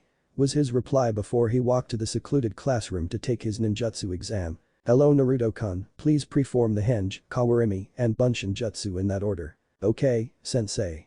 With that he used a Henge Jutsu to turn himself into an exact copy of the Uchiha prince and then replaced himself with a ceiling tile. The teachers looked up to see Sasuke sticking to the ceiling with chakra before replacing himself with the same tile and turning back into Naruto. Now the Bunshin, if you would. Alright, Kage Bunshin no Jutsu. And 20 Narutos appeared around the room. Sorry, but due to my massive reserves and moderate chakra control, this is the least I can make. Naruto explained with a sheepish smile. It's fine, Naruto-kun. Iruka said with a smile. He then handed Naruto his hit I-8 and told him to tell Shino that it was his turn. Naruto quickly fastened the medal onto his black scarf around his neck on his way back to the classroom. He walked in and told Shino he was next and sat back down next to Sasuke with a smile. After final exam. Now, everyone who passed will meet me here tomorrow for team placements. Congratulations everyone, you're dismissed. He finished with a smile. At that Naruto jumped up into the air with his fist raised high in the air, yelling yay. While Sasuke had a genuine smile gracing his face. End. Chapter 9. Team assignments and the lazy Cyclops. Okay, everybody, quiet down. Iruka said as he walked into class before looking up to see everyone sitting still and quiet. He smiled as he sees how much his students have matured from the first day. Now, congratulations everyone on making Genin. After today you will be an official ninja of Konoha, that makes you technically an adult. Remember to train hard, watch each other's backs and above all stay safe. He paused to let his words sink in. I will now call teams. The teams will be made of 3 Genins and 1 Jonin sensei. Team 1 to 6. Randoms. Team 7. Naruto Uzumaki, Sasuke Uchiha said. Boys smiled at this and fist bumped. And Hinata Hyuga. And your Jonin sensei will be Kakashi Haddock. Team 8. Kiba Inuzuka, Shino Aburam, and Sai with Kurama Yuhi. Team 9 is in rotation from last year. Team 10. Ino Yamanaka, Choji Akamichi, and Shikamaru Nara with Asuma Sarutobi. Please get with your teams now. Everyone looked around and got up and sat with their new teammates. After everyone was seated he spoke again. I am proud to call all of you my students. Please wait here for your Jonin sensei to arrive, it shouldn't take that long. He then proceeded to leave with one last smile to his now former students. Well Sasuke, it's just as you said, same team. Naruto said with a big smile. What did you expect from a genius like me? And what about you Hinata-san? Do you like the way the teams are? He asked politely to the only girl on their team. I think it's okay, I'm happy to be on your team, Sasuke-san, Naruto-san. She said shyly. Same goes for you Hinata-chan. I think we'll be the best team in Konoha. Naruto said with a big grin. Yeah, don't worry, you'll be fine with us watching your back. Sasuke said with a smirk. But that doesn't mean we'll always be there so you have to train hard. And we can even help with your training.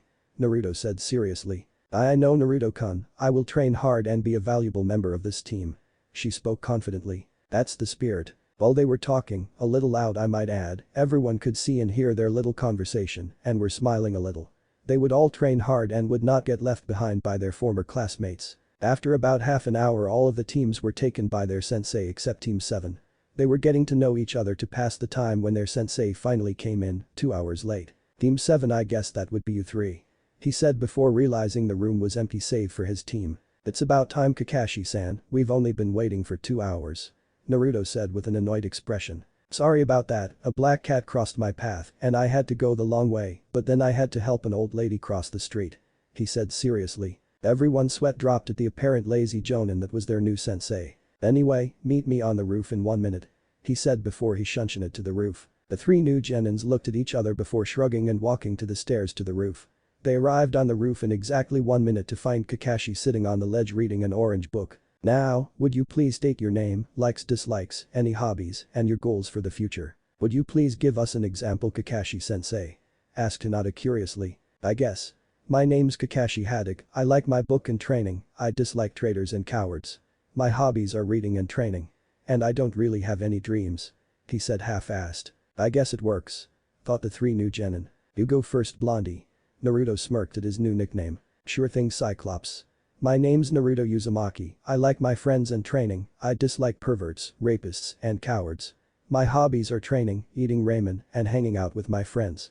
My dream is to become a master swordsman and to travel the elemental nations like the legendary Sannin. He spoke proudly. I would have thought he wanted to become Hokage. Thought the Cyclops. Now you, duck hair. Sasuke scowled at his nickname. My name is Sasuke Uchiha, I like my friends, dango, and training, I dislike traitors, rapists, and a certain someone. My hobbies are hanging out and training with Naruto and reading. My dream is to revive my clan and be the strongest Uchiha there ever was, along with travel with Naruto. He said with a smile. He had given up on getting revenge on Itachi but couldn't get rid of all of his hatred for his brother. But he doesn't hold that much of a grudge. And finally you, pale eyes. My name is Hinata Hyuga, I like flowers, training, and my sister Hanabi, I don't like rapists, the Hyuga elders, and Kumo. My hobbies include training, gardening, and reading. My dreams are to undo the segregation of my clan and become a strong clan head. She said proudly. So I got a determined blonde, a loyal Uchiha, and a Hyuga bent on unity. Oh what fun. He thought with a smile. Meet me tomorrow at 7 AM at training ground 7.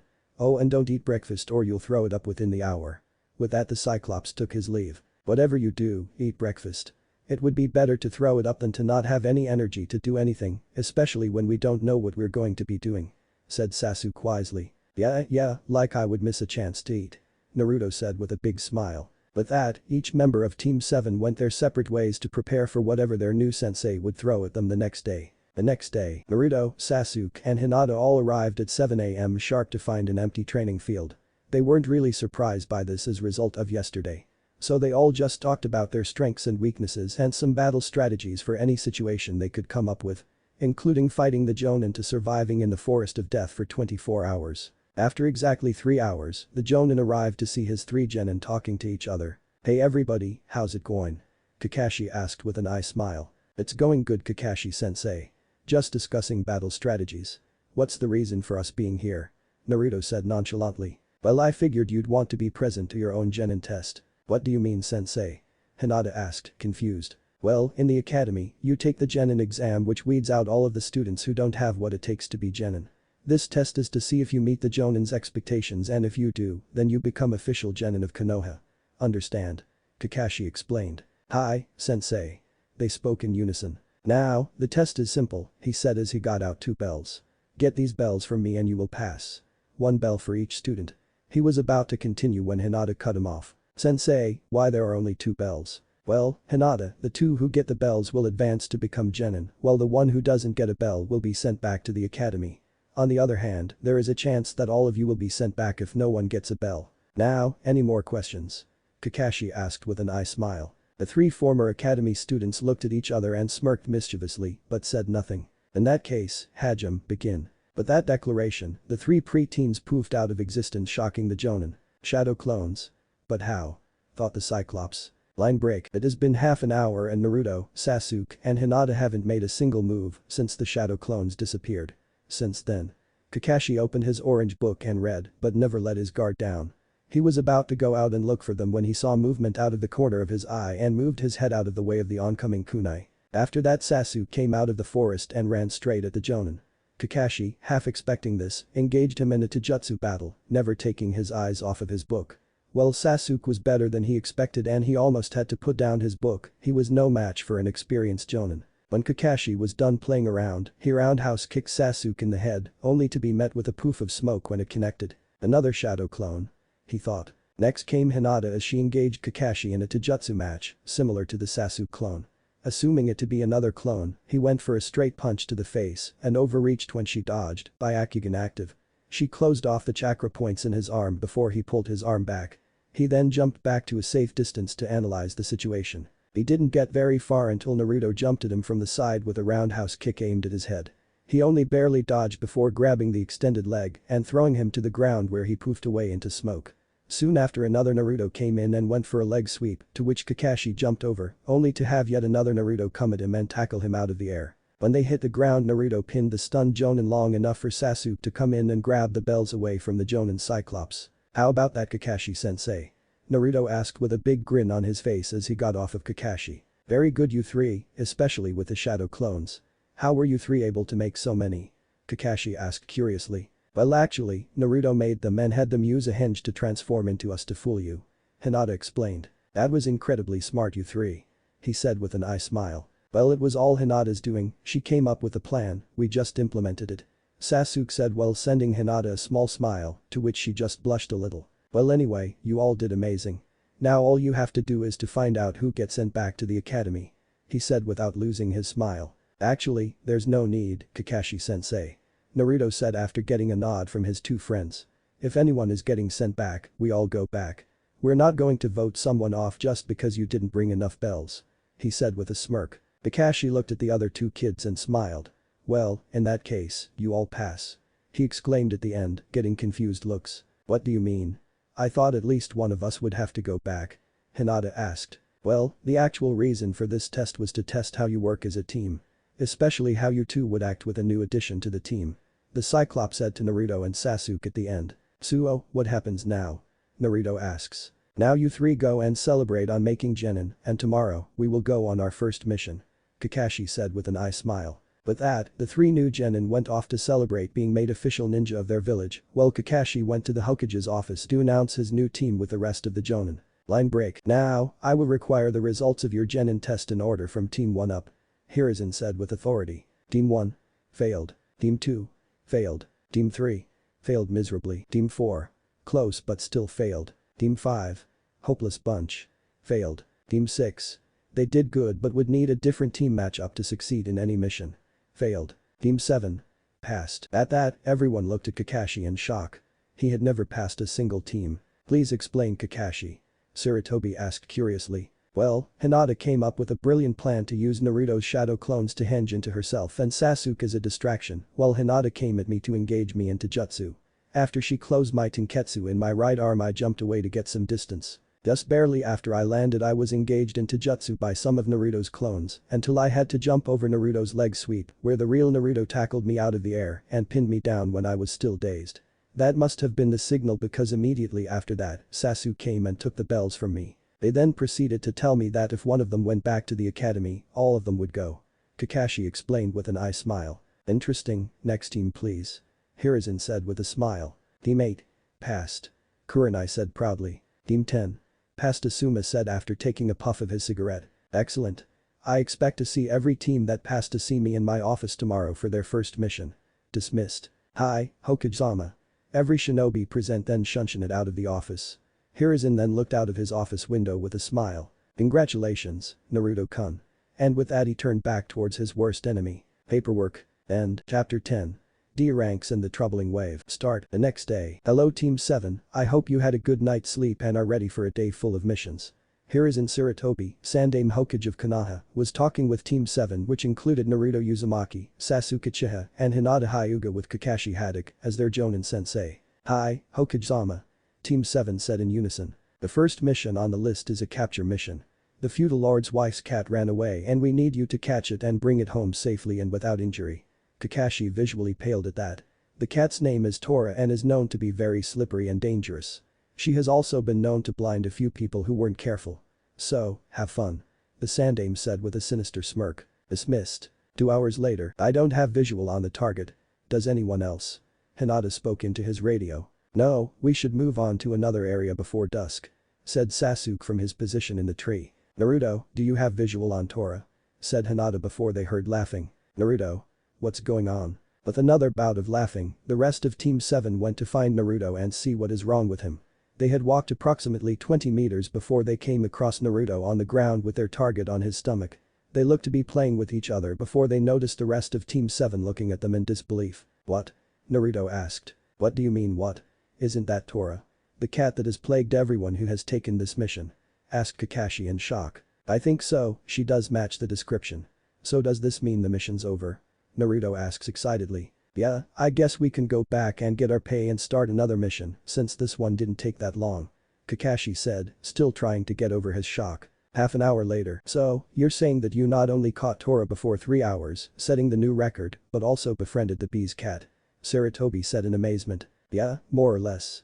Said Naruto with said cat laying on his head. Well, that's just whatever he was going to say was cut off as a fat lady came crashing through the door with her arms out running towards Naruto or more specifically, Tora. Oh, my baby Tora. I know you didn't mean to run away. You probably just got lost on your walk. The feudal lord's wife, who will now be referred to as Dorothy, yelled as she was within arm's reach of Tora, who was now in Naruto's arms. She got closer and closer until she reached out to grab the cat and grabbed her and tried to take her from Naruto, but Tora was having none of that. She was clutching onto Naruto's arm with an iron grip until she was ripped off and crushed against Dorothy's chest in a hug. Hey. You can't hold her like that. Naruto yelled before grabbing Tora out of Dorothy's arms. As he did this, Hiruzen and Kakashi were looking on with wide eyes. What are you talking about, boy? It is my cat, I have every right to hug my kitty. She all but yelled at the blonde-haired boy who just took her cat. Well, it's no wonder Tora-chan keeps running away from you, you crush her to near death. You have to hold her gently and stroke her fur, like this. Naruto said before demonstrating what she had to do. I see. Oh, I'm so sorry Tora-chan, I didn't know I was holding you wrong. Will you ever forgive me? She said while opening her arms hesitantly for Tora to come to her arms. The cat in question then ran into her owner's arms before being held the right way for once. It then ran back to Naruto before licking his whiskers affectionately. Afterwards, it walked over to Sasuke, who was talking to Hinata about something, and rubbed her head on his leg, effectively getting the boy's attention. Sasuke, feeling something rub against his leg, looked down to find Tora the cat looking up at him expectantly. He lowered himself to look directly into Tora's eyes before she licked his cheek. Sasuke recoiled in shock before looking away in embarrassment with a pink tint to his cheeks. Hinata couldn't help but giggle a little and have one thought go through her mind, kawaii. After that scene, Dorothy left with Tora laid gently in her arms.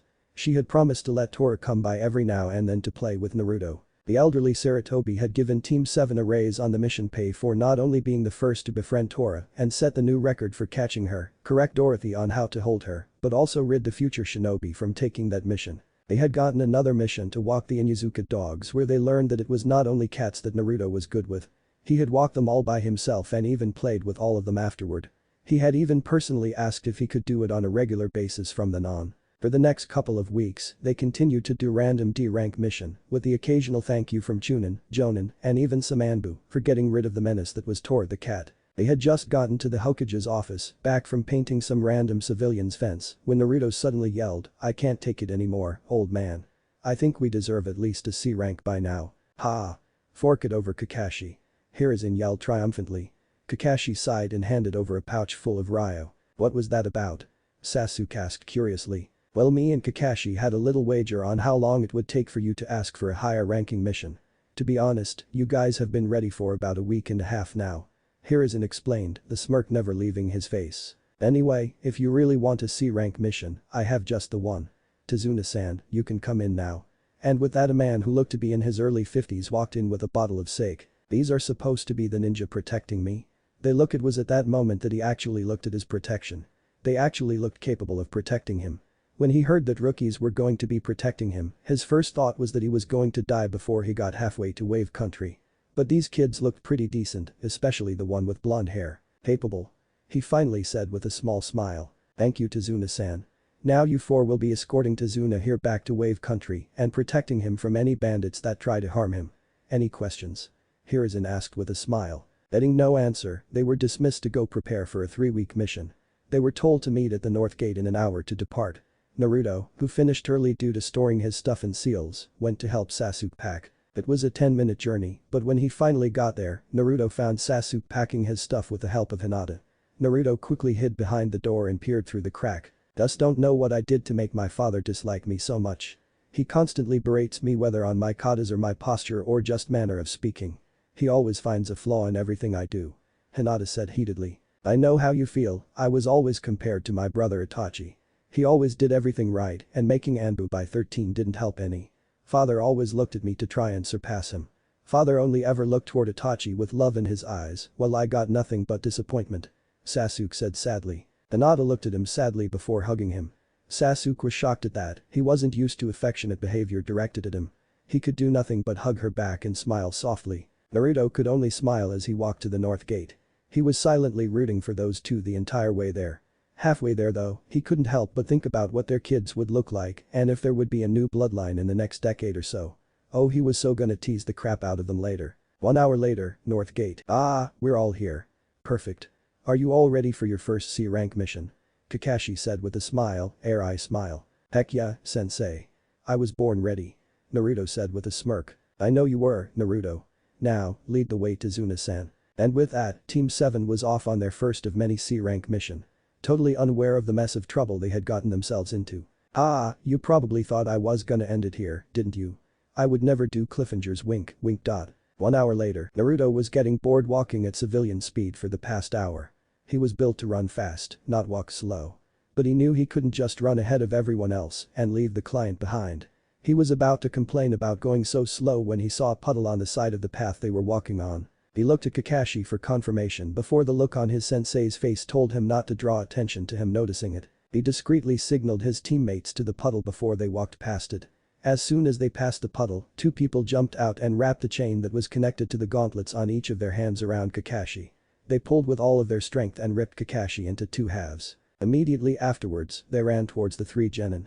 Naruto ran ahead to meet one of them in Taijutsu before jumping back, effectively getting his attention. Now that they were standing still, Naruto could clearly make out the attacker's appearance. This man in front of him was a Kurigakure shinobi if what is hit I-8 with a single horn in the middle signified is true. He wore a gas mask that covered the lower half of his face and a black cloak that was ripped at the bottom. He had on brown sandals and a metal claw gauntlet on his right hand. He also had long hair that went down to his shoulders. As opposed to him, his partner, who was fighting Sasuke, had his gauntlet on his left hand. He had somewhat spiky hair and a Kurigakure hit I-8 with 2 horns. He wore a gas mask similar to his partner's and had on a short-sleeved camo one-piece with a tan-over shirt and a cloth wrapped around his waist, which held his shuriken pouch. In addition, he wore black shinobi open-toed boots. This was Gozu. Returning his attention to his opponent, they stared each other down for a few seconds before they dashed towards each other. They met in the middle with a flurry of punches, kicks, and jabs. After a couple of seconds, they jumped back and started running through hand seals for their respective jutsu. And this was Maizu. These 2 together were known as the Demon Brothers of the Mist. Naruto finished first and called out his jutsu. Fuiten. Tatapa. Immediately afterwards, Gozu finished his hand seals. Suiton. Mizurappa. The 2 jutsu collided in the middle and cancelled each other out. But before Gozu could react, Naruto appeared before him with his fist cocked back.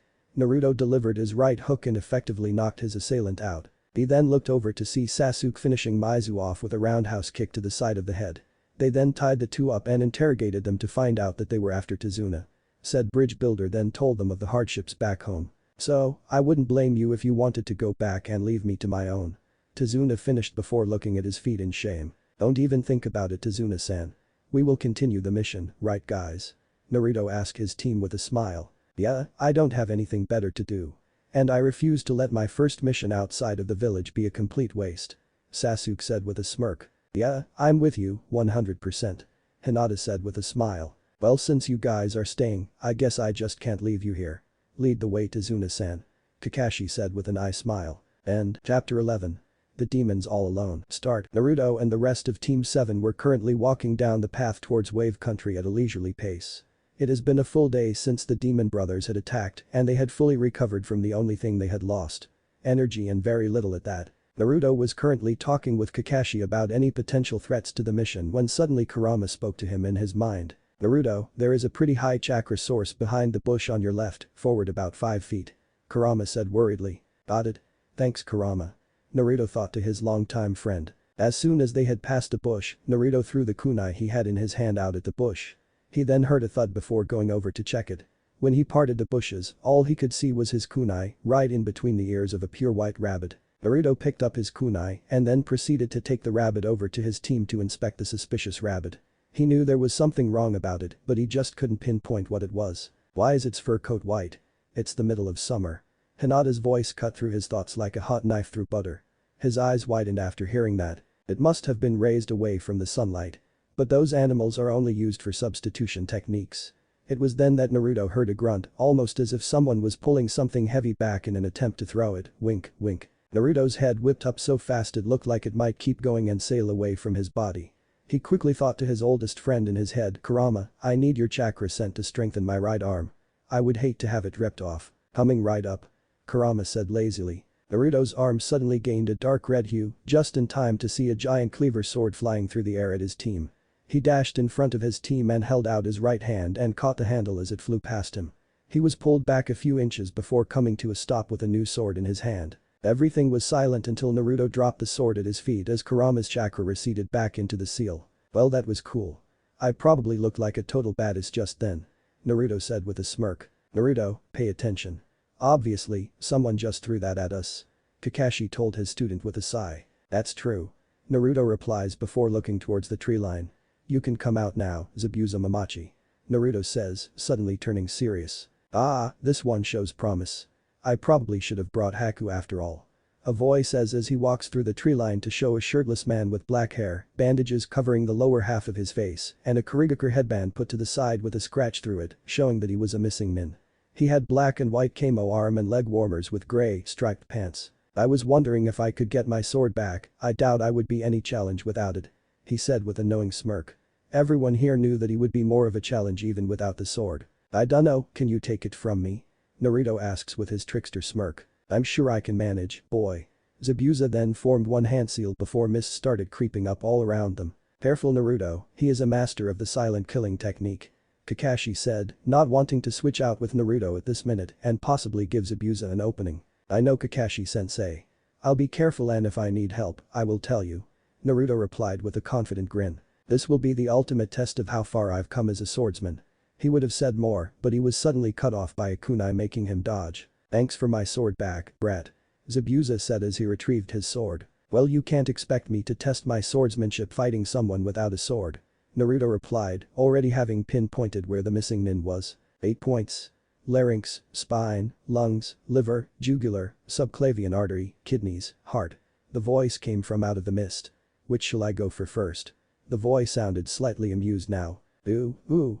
Can you go for the larynx? Naruto asks loudly and cheerfully. Everyone could hear the distinct sound of a face fault and then the whistling of shuriken flying through the air. Whoa. What was that for? Naruto yelled. Shut up, kid. Just let me kill you without you blabbing your mouth. Zabuza yelled. Fine, no brows. He said before there was the sound of surprise from Zabuza. Where's my sword? Zabuza yelled out as his sword just turned into another Naruto. Naruto was currently laughing his ass off. He had replaced Zabuza's sword, Kubikurumjm, with a shadow clone when Zabuza had started the hidden mist technique and had it use a hinge to look like his sword. He currently had Kubikurumjm strapped to his back and a grin taped to his face. Oh, about that. I have it. Naruto said nonchalantly. A second later he received the memories from his clone. Said clone had poofed out of his disguise and immediately kicked Zabuza in the face. They had a little scuffle before Zabuza managed to land a good hit on it. Oh, I'm gonna kill you extra good when I get a hold of you. Zabuza growled. I'd like to see you try. Naruto said as he appeared in front of Zabuza mid-swing with Kubikurumjm. Zabuza dodged just in time to escape with his head intact. His torso, however, got a slash from his right shoulder to his left hip. Ah! Zabuza screamed in pain, only to disperse into water. You really thought you could defeat me, Genin? Zabuza said from behind Naruto, who in reply, swung around with Kubikurumjm and cut the now identified water clone in two. Then all was silent. Kakashi lifted up his headband showing his implanted sharingan. It would not allow him to see through the chakra-laced mist, but it would allow him to react faster to the attacks he could see. Back with Naruto, said Genin was currently chasing the ex-Kiri nin while swinging Kubikurumjm back and forth at Zabuza with a giant grin plastered on his face. After a few minutes of whatever you call that, the two ninjas stood a few dozen feet away from each other. Is this really all the demon of the bloody mist can do? Naruto taunted with a grin. Watch it, brat. Just because you have my sword doesn't mean I can't still kill you, Zabuza was saying before having to dodge as his sword flew straight at him, clipping his already short hair. The sword came to a stop as it became wedged into the tree directly behind him, a mere inch from his head. And I don't need that sword to kill a false demon. Naruto said with a confident grin. I don't know whether you're incredibly brave or extremely stupid. Zabuza said, chuckling as he got his sword out of the tree, which, to his surprise, took a little more effort than he thought it would. When you figure it out, can you tell me? Naruto asks. Zabuza gains a confused expression before discarding it for a serious one. In one swift movement, Naruto unsheathes his simple wakizashi. His wakizashi was a simple black handle with a black blade and black sheath. You're gonna need more than that toothpick to even stand a chance against Kubikurumjm. Zabuza laughed. Oh, I'm not gonna need any more than this wakizashi and my own abilities. Taunts Naruto. Is that so? Well then, enough talk. Zabuza yells before dashing straight at Naruto who, in response, dashed right at the missing nin. They met in the middle with a clash of steel. They continued to disappear, only to reappear moments later in another clash. This continued on for another minute or two before Naruto surprised Zabuza by dodging the blade instead on blocking and kicked said missing nin in the chest, surprising him yet again at the strength in this one genin. Zabuza was then launched into the forest where, immediately, Naruto followed. In the meantime, the rest of Team 7 were relaxing beside Tazuna, who looked on in awe as the genin not only kept up with the jonin, but was kicking his ass. Kakashi then turned to the rest of Team 7 to start up conversation.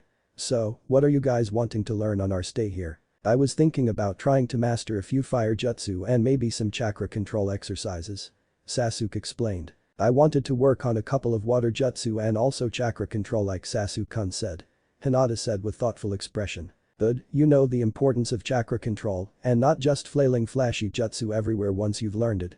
We will do some chakra control exercises once we get to Tazuna's hoo." Before Kakashi could finish, Zabuza was sent flying through the tree line towards the water's shore.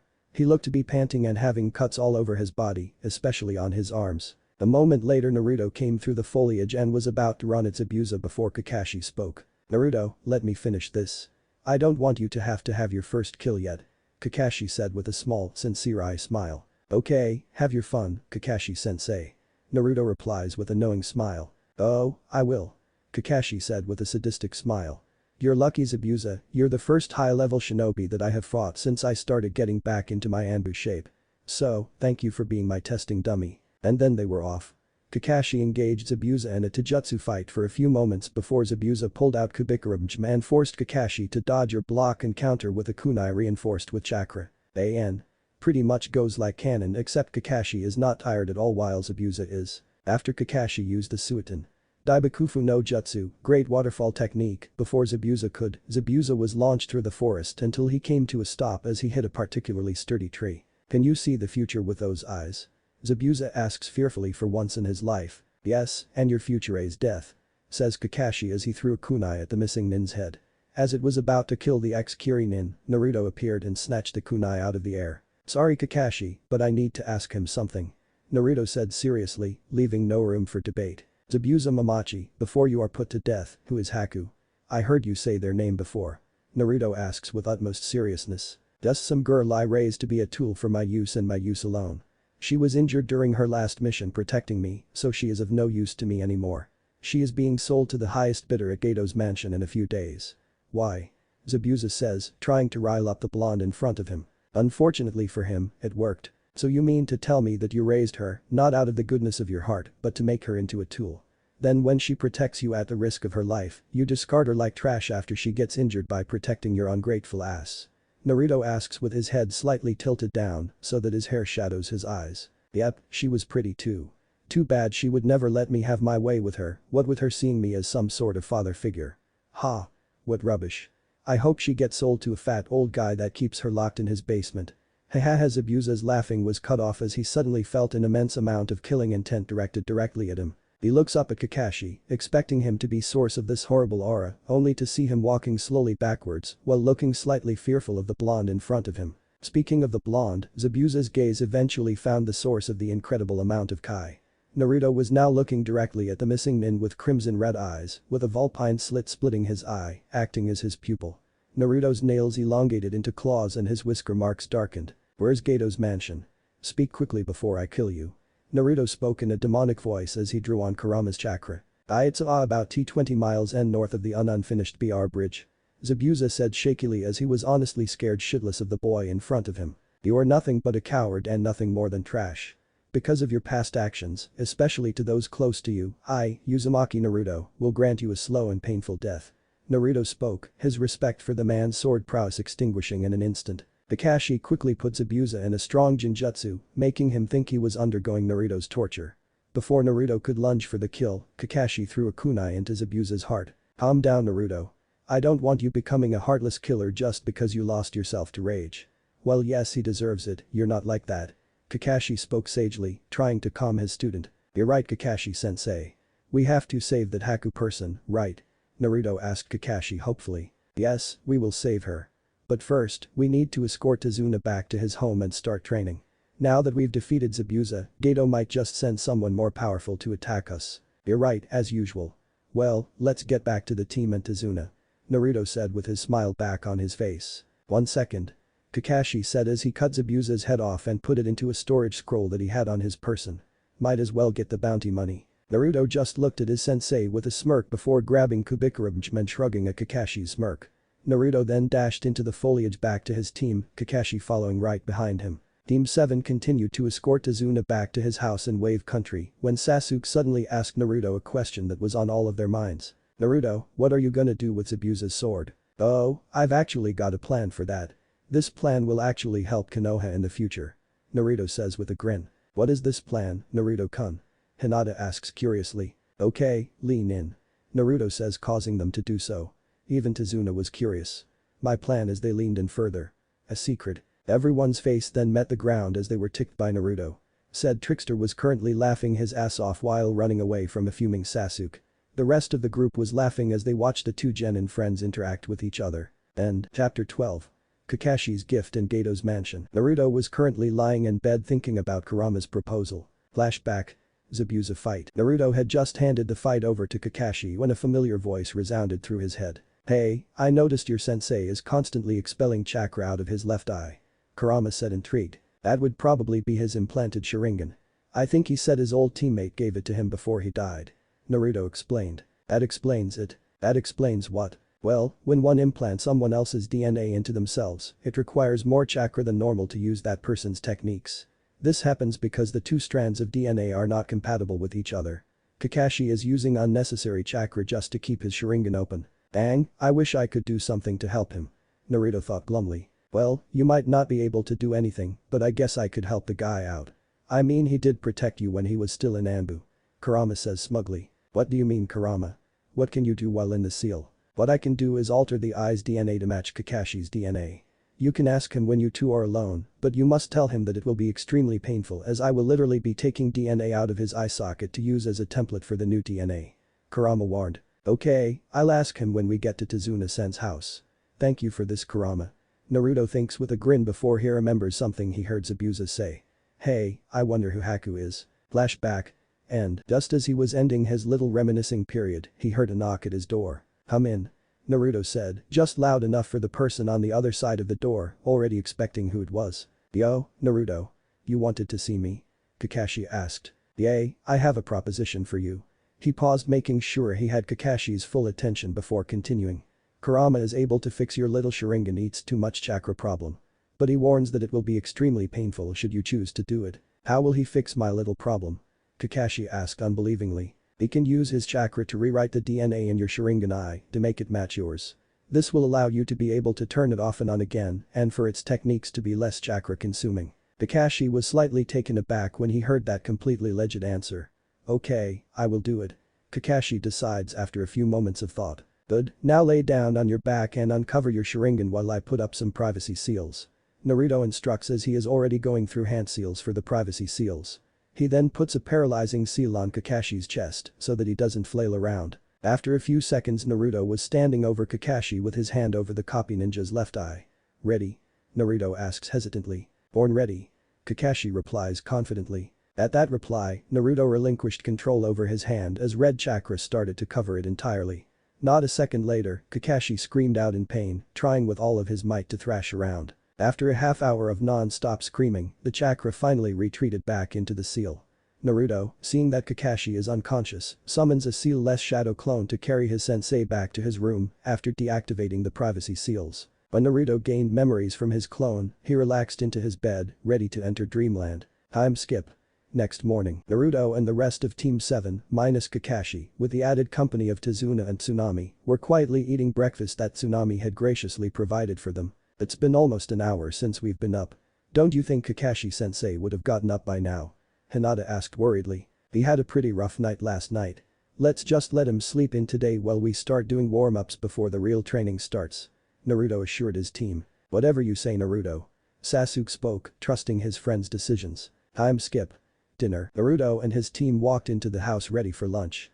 They looked sweaty and panting, but with big grins on their faces. After they had done their warm-ups and saw that Kakashi was still not up, they decided to just head straight into light training.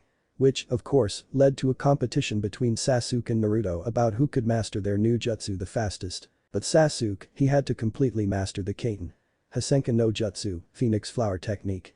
This jutsu shot out many balls of fire that spread out to confuse the target before converging onto the target, effectively making them extra crispy. Naruto's jutsu was the Futen Amafusho, Heavenly Wind Palm. This technique uses compressed wind chakra in the user's palm before thrusting one's palm towards the target. This releases the compressed wind in a spiral which can be used to either deflect weapons or cut the opponent. While neither was able to completely master it, as that would be impossible, even for a genius that had all of the notes from others who have mastered it. Also because Naruto didn't want to use shadow clones against someone who couldn't use that many. Meanwhile, Hinata was also training. She completed the water walking chakra exercise in the time it took Sasuke and Naruto to start to get the hang of their respective jutsu. After that she started to get to work on a jutsu that she wanted to learn ever since their run-in with Zabuza. While she didn't get as far as Sasuke or Naruto as they had a head start and more chakra, she had made significant progress in learning the Suiton Kurigakure no Jutsu, hiding and mist technique. She had seen the technique used by Zabuza and saw that Kakashi's sharingan couldn't see through it. She curiously activated her Byakugan and found out that this jutsu doesn't block the all-seeing view of the Byakugan. This would help her significantly against an opponent who is faster and stronger than herself, as she would be able to navigate the mist as if it wasn't there. As long as she didn't go up against another Byakugan user, that is. When the three genin walked into the house and saw that Kakashi still wasn't up, they started to get worried. That was all before they felt a huge chakra surge come from upstairs. The three genin dashed up the stairs and ran through the door to Kakashi's room and were met with a confusing sight. Kakashi was currently sitting up in his bed with a furious expression on his face. "Naruto. You forgot to disable the paralysis seal that you put on me. I've been trying to break the seal for hours now, but you put too much chakra into the seal and made it incredibly strong." Naruto then gained a sheepish expression upon the realization that he was the reason for his sensei's absence all day. "Sorry, but I had to make sure you wouldn't accidentally break it when I was fixing your eye," Naruto explained before he got punished. It was then that Sasuke and Hinata realized that Kakashi had his left eye exposed and that it was black, just like his other eye. "So I guess it's fine, you all look like you've been training all day even without my presence," Kakashi conceded before gaining a serious expression. "Tomorrow we will train extensively until a little before it's time for dinner. After dinner we will strategize a way to get into Gato's mansion and out with this Haku person without being seen." At his statement, the three teens donned a serious expression like their sensei. They nodded at his plan before Naruto gained a confused expression. "Shouldn't we try and cause as much destruction as possible while trying to get Haku and anyone else trapped there out?" Naruto asked. "That would be the plan if we had more high-level shinobi that could cause a diversion as we snuck in, maybe placing a few high-level explosive tags on the walls and get out with the slaves and then blow it up when we get to safety," Kakashi explained. "Well, Naruto-kun could use his shadow clones to create a diversion while I use my Byakugan to scan the building to find the slaves and help us avoid any guards along the way. Sasuke-kun can cast Jinjutsu on the explosive tags so they won't be noticed before we're ready, and Kakashi-sensei can kill any guards that somehow notice us before he can alert anyone else," Hinata stated with an analytical expression on her face, unknowingly explaining her plan out loud. She looked up to see everyone had a surprised expression on their faces and couldn't help but blush when she realized what she had done. It didn't help that Sasuke was staring at her, just like the rest of them. "Sorry, I was just brainstorming. I didn't mean to say that out loud. That's a great plan, Hinata-chan. I think we just found our team strategist, Kakashi-sensei," Sasuke said with a small but noticeable smile on his face. Hinata couldn't help but blush a bit at Sasuke's praise. "I think you are right, Sasuke-kun. It looks like we have our plan laid out for us. Get some sleep tonight cause we're going to be training extra hard tomorrow to prepare for this side mission.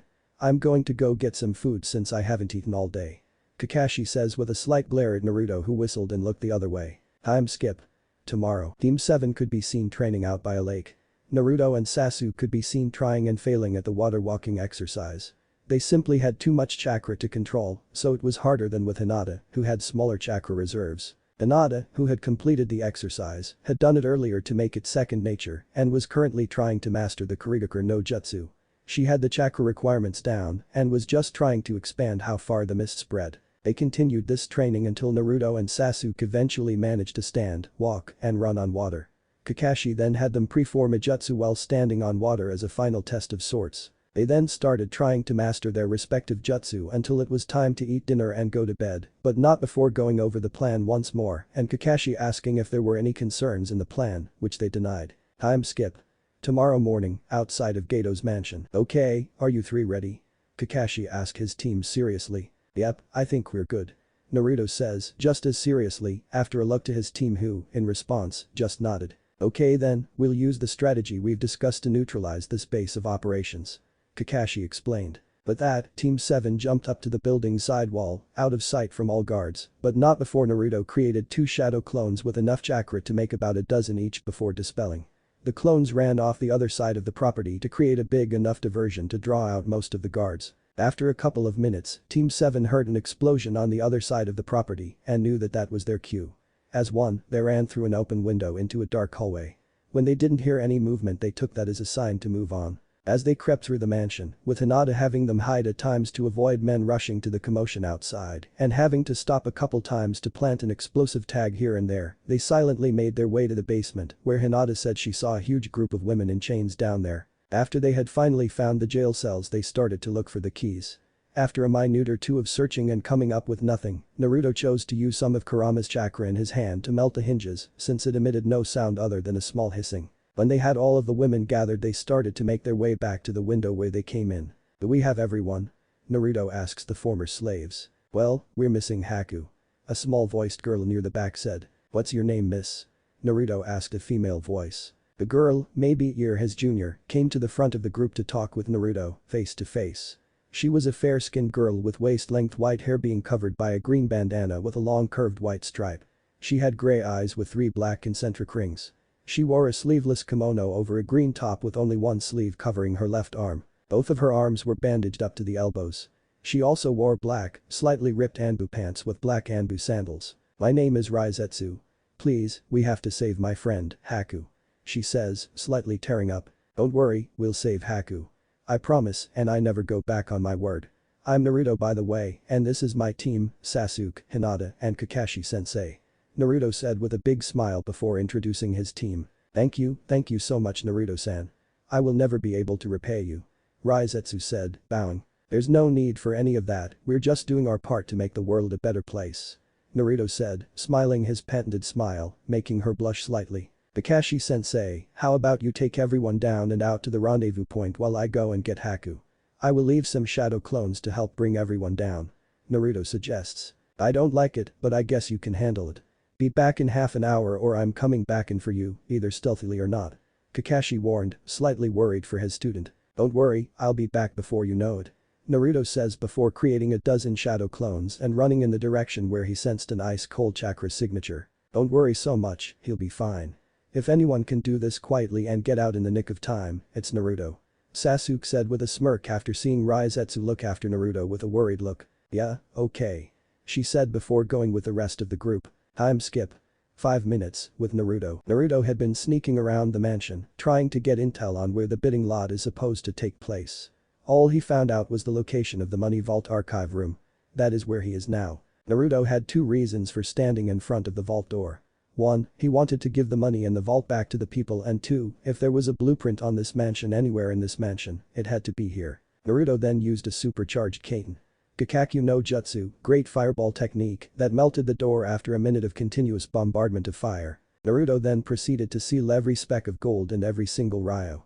He then started looking for the blueprints for this huge house. After another minute of searching, he had finally found it, the layout for every floor in this mansion. With a quick skim of the pages, he found the bidding room on the 2nd floor. That means that he had approximately 20 minutes to get to the bidding room, save the girl, and get out of the mansion and to the rendezvous point before Kakashi came back to get him. A minute later, Naruto came to a stop after using a shunshin to get to the 2nd floor quickly. He looked through a window to see a huge room with a pedestal in the middle and many booths with triple pane glass. In the middle, on the pedestal, was a woman with long black hair and brown eyes. She wore a green kimono with yellow trimmings over a green vertically striped long-sleeved shirt. She wore a brown sash around her stomach, keeping her kimono closed. Picture ad. Search Q equals HAKUNPRMD equals IVSN and source equals LNMS and TBM equals ISEH and SAW equals X and VET equals AUQ16 odd RAHUX CQWQAUICCGB number TBM equals ISEH and Q equals FEM plus HAKU and IMRIC equals EJV4W4XBXHOFM%3A. Her arms were currently being held above her head with chains that most likely had seals on them, preventing any chakra usage. There was an electronic display on the wall that currently had 200 million ryo written on it in bright yellow numbers letters. This got Naruto's blood boiling. He then used the tree climbing exercise to sneak up the wall and across the ceiling to where the chains were being held. When he was there, he got Haku's attention by shaking the chain slightly and using the universal signal for her to be quiet, sent a wind-laced kunai at the chain right above her hands, effectively cutting the chain and making the kunai land behind her foot, out of sight. Haku kept her hands up to keep up the illusion that she was still held captive, while also building up her chakra reserves back to normal. Naruto, landing directly behind Haku, whispered for her to create a bunchen to fool the bidders. Nodding, she did just as he said, and not a second later Naruto grabbed her shoulder and shunshed it to the window where he and his team had come in and ushered Haku out first. Once they both reached the ground, Naruto led Haku to the rendezvous point.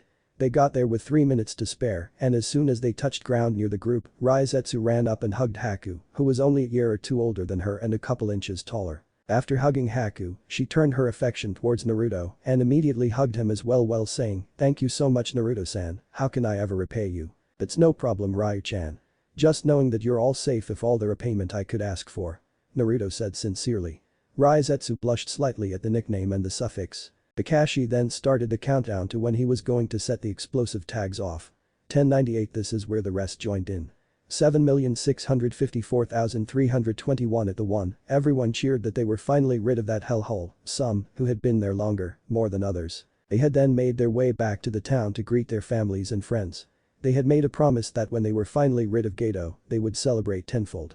On the way back however, Haku and Raizetsu had chosen to stay close to Naruto with slight blushes on their faces, although our favorite blonde hero had no idea why. He had also gotten to know them a little better on the way back and, since they didn't have any family in the town, chose to stay with Naruto and his team and go back to Konoha with them. But that fully loaded day over with, they had all went to sleep with Naruto on the couch because he had given Haku and Raizetsu his bed as they didn't want to separate from each other. End. Chapter 13.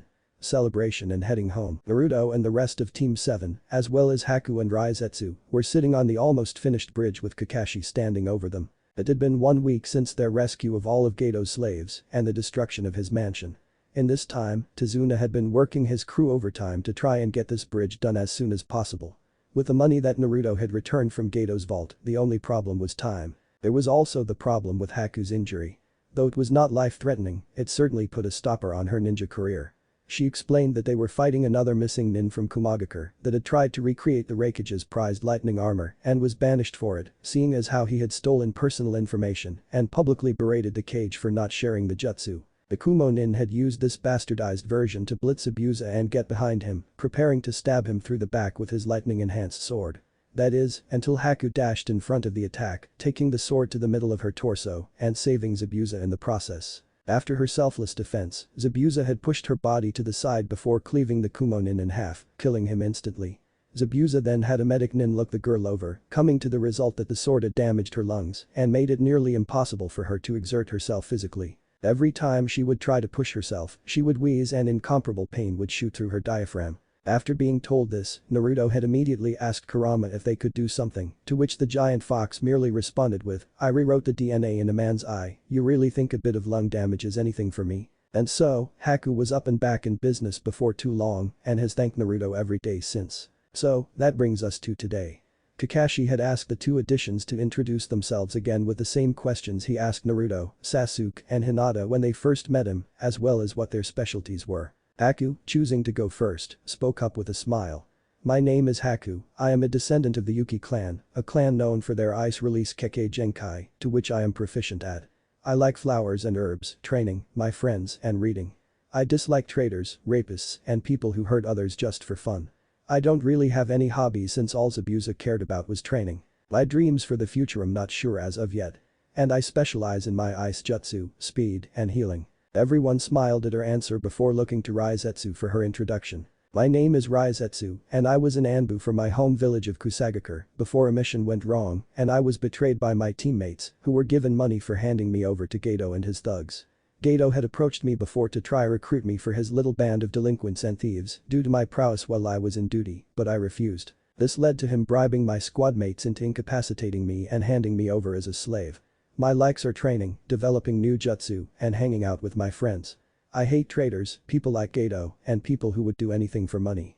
My hobbies used to be hanging out with my friends and training. As for my dreams for the future, I would have to say have a big family and eventually train my children in the ways of a shinobi. I also specialize in Taijutsu infiltration, and although I don't ever use it, I have a Kekkei Genkai that allows me to heal and revive others at the expense of my own life force. I am also well versed in fire-style jutsu. As she finished, everyone gave her a nod of respect and a smile, showing that they were grateful that she would share her story. Thank you both for sharing. Now, seeing as how I've been having both of you do minor exercises to see how much you need to work to get back up to snuff, I will be training you all on our way back to the village. In these sessions, we will be working on your base strength and speed, as well as chakra control and stamina. Seeing their nods, Kakashi was about to continue when he heard someone clapping from behind him. Everyone turned to see a short man with a large mane of grey hair spiked to the back, wearing round sunglasses and a suit and tie, walking forwards while clapping, holding his expensive-looking cane in his armpit. Behind him stood a small army of meager-looking thugs that probably couldn't fight anyone one-on-one, but altogether they could easily overpower most shinobi. You stupid fucking idiots. Did you really think that you could just steal my girls, blow up my mansion, and kill my people and get away with it? Gato asked rhetorically as he slammed his cane down. You don't get to just come in here and ruin everything and act like heroes. No, since you ruined my bidding war and cost me millions of ryo, you will all die. And when my army is through with you all, I will destroy this little village and take everything away from them. The midget could only smirk at seeing the workers running off of the bridge behind the foreign shinobi. Oh, you think they will save you? Think again. If one missing nin couldn't defeat you bunch of heroes, then how about two? With that proclamation, two figures suddenly appeared next to the short man. The tallest of the two was a man with waist-length, green hair, purple eyes, full lips and thick eyebrows. As for his dress, the man wore a dark brown sleeveless vest with a light brown belt that held two swords on each hip. The most notable feature about him, however, was the bandages wrapping around most of his body. The other figure was a young-looking individual with long green hair, yellow eyes, and a scar under his left eye. He wore a sleeveless light grey shirt, long light grey pants, light grey sandals and a red headband. You could also see various needle-type knives along his belt with light blue balls at the pommel. While the first man seemed arrogant and bloodthirsty, the second, who looked to only be a few years older than them, seemed emotionless and dead inside. Like someone who had given up hope long ago. Meet my new muscle. Raiga Kurasuki, former member of the 7 Ninja Swordsmen of the Mist. He can control natural lightning itself with his Kibo blades. The second is Noaki, a typhoon-release Kekkei Genkai user with untapped power. Just bought him from Kusabi just to get rid of you lot. Now, kill them all. Edo called out in obvious arrogance, causing Raiga to grin excitedly and Noaki to grimace for a split second before schooling his features and advancing. Naruto. We need to. Kakashi was cut off from planning as Raiga rushed him with his swords, sparking with electricity. I don't think so. I heard you had a really powerful lightning jutsu. Let's see how you fare. And with that crazed shout, Kakashi was forced back, lest he be pierced or shocked into oblivion. Damn it. Okay, Haku and I will go assist Kakashi. Sasuke, Hinata, and Raizetsu, you take on Noaki. If you don't think you can win, retreat when it's safe. These guys are way stronger than Demon Brothers, so don't pull any punches. Naruto shouted before rushing where Raiga and Kakashi had taken their battle, Haku following behind shortly after. Clenching his teeth at the high amount of static electricity in the air, Naruto set his sights on the crazed lightning user, who had now noticed them and jumped back, lest he be surrounded. Ah, I see we got a little 3v1 going on. How unfair. He laughed before slicing down with one of his blades, sending a stream of lightning towards the newcomers. Dashing out of the way, Naruto quickly sent a minor wind jutsu at the swordsman to see how his regular jutsu would fare against natural lightning. To be frank, the jutsu didn't stand a chance against the overwhelming destructive power of the natural lightning. Naruto grit his teeth as he and the others were forced to dodge another volley of electricity. They needed a plan and they needed one quick if they were to survive. On the other end, Sasuke, Hinata, and Raizetsu were forced to use copious amounts of chakra to stick themselves to the ground just to stay on the bridge. The man in front of them seemed to have an uncontested affinity towards wind jutsu, meaning that even though two of them had fire affinities, they would need one hell of a fire jutsu just to contest with the hurricane in front of them. Hinata grunted as she wordlessly activated her Byakugan in order to get a clearer layout of the environment. There was a lot of equipment and spare concrete lying around that started to get sucked into the storm, though Noaki seemed to want to keep them there as added defense. That was good, as it meant they wouldn't need to dodge random bits of bridge every few seconds. Why don't you kids just surrender? You cannot win against my wind. Noaki commented with apathy. Well, he wasn't particularly merciful, he didn't really want to kill a bunch of newly minted genin. Sasuke grunted in annoyance as he activated his sharingan before squinting them in annoyance. There's just too much chakra in the air with his wind. I can't see anything except a cloud of light green. The only good thing about the raging winds was their seemingly unbiased nature. They tore into Gato's men just as savagely as they beat into the Konohinin. Well, this didn't really matter to the genin now, it meant that if they happened to survive this battle, there would be less thugs to deal with. We can't get close. This hurricane even protects his back, there's no angle we can approach from that he doesn't have covered. Hinata called out as she scanned the battlefield. Yeah, the hurricane. Sasuke started before hesitating and furrowing his eyebrows. Hurricane, the only place safe inside a hurricane. Sasuke looked up sharply to stare directly at Naoki, only to see his clothes were barely getting ruffled. That's it. You look like you have an idea. Raizetsu questioned after seeing the look on Sasuke's face. Actually, I think I do. Sasuke replied before moving closer to try and discuss his plan. Raiga was currently surrounding himself with a dome of lightning using one of his kiba blades, while the other was used to send volleys of lightning at his opponents to keep them at a distance. There's nothing you can do, brats. My lightning is too powerful. Why not just let me give you a funeral? Raiga sneered as he reveled in the Konohanin's frustrated looks. That is, until he saw a mirror of what looked like ice where the only girl was previously. Wait, where'd the girl go? While he was yelling, the ex-Kirin failed to notice an identical mirror forming right behind him, and out walked Haku, as silent as the night. Raiga only noticed the enemy when it was too late. Demonic ice mirrors. Suddenly, Raiga was surrounded by roughly 23 mirrors made out of a very sturdy-looking ice. While Haku was indifferent on the outside as she got her senbon ready, on the inside she was gritting her teeth. Geez, I'm way too out of practice. This jutsu is too difficult to keep up. I just have to hope that the others can use this distraction to get closer. Taking a deep breath, Haku stepped out of her mirror and launched her handful of senbon at the man before stepping into another mirror a millisecond later. Rather than get settled in this mirror, Haku immediately left the safety of the ice to continue her barrage. Raiga grit his teeth as he could feel the senbon pierce his skin in various places, though he protected the vital and fatal areas with his swords. He wouldn't be able to catch her, so the only logical solution would be to blow her up. With a crazed grin, the swordsman held up both blades and called down a huge bolt of lightning right on himself. Haku was barely able to escape the dome of ice before they were all shattered into tiny pieces. Thinking quickly and really showing how much her training with Zabuza has paid off, Haku quickly went through a few hand seals before shouting, "Ice release. Ice senbon barrage." Using the shards of ice from her previous jutsu, Haku cleverly turned them into narrow senbon and launched them at her opponent before hitting the ground. Raiga growled before sending a single continuous bolt of lightning at the downed girl to try and finish her off.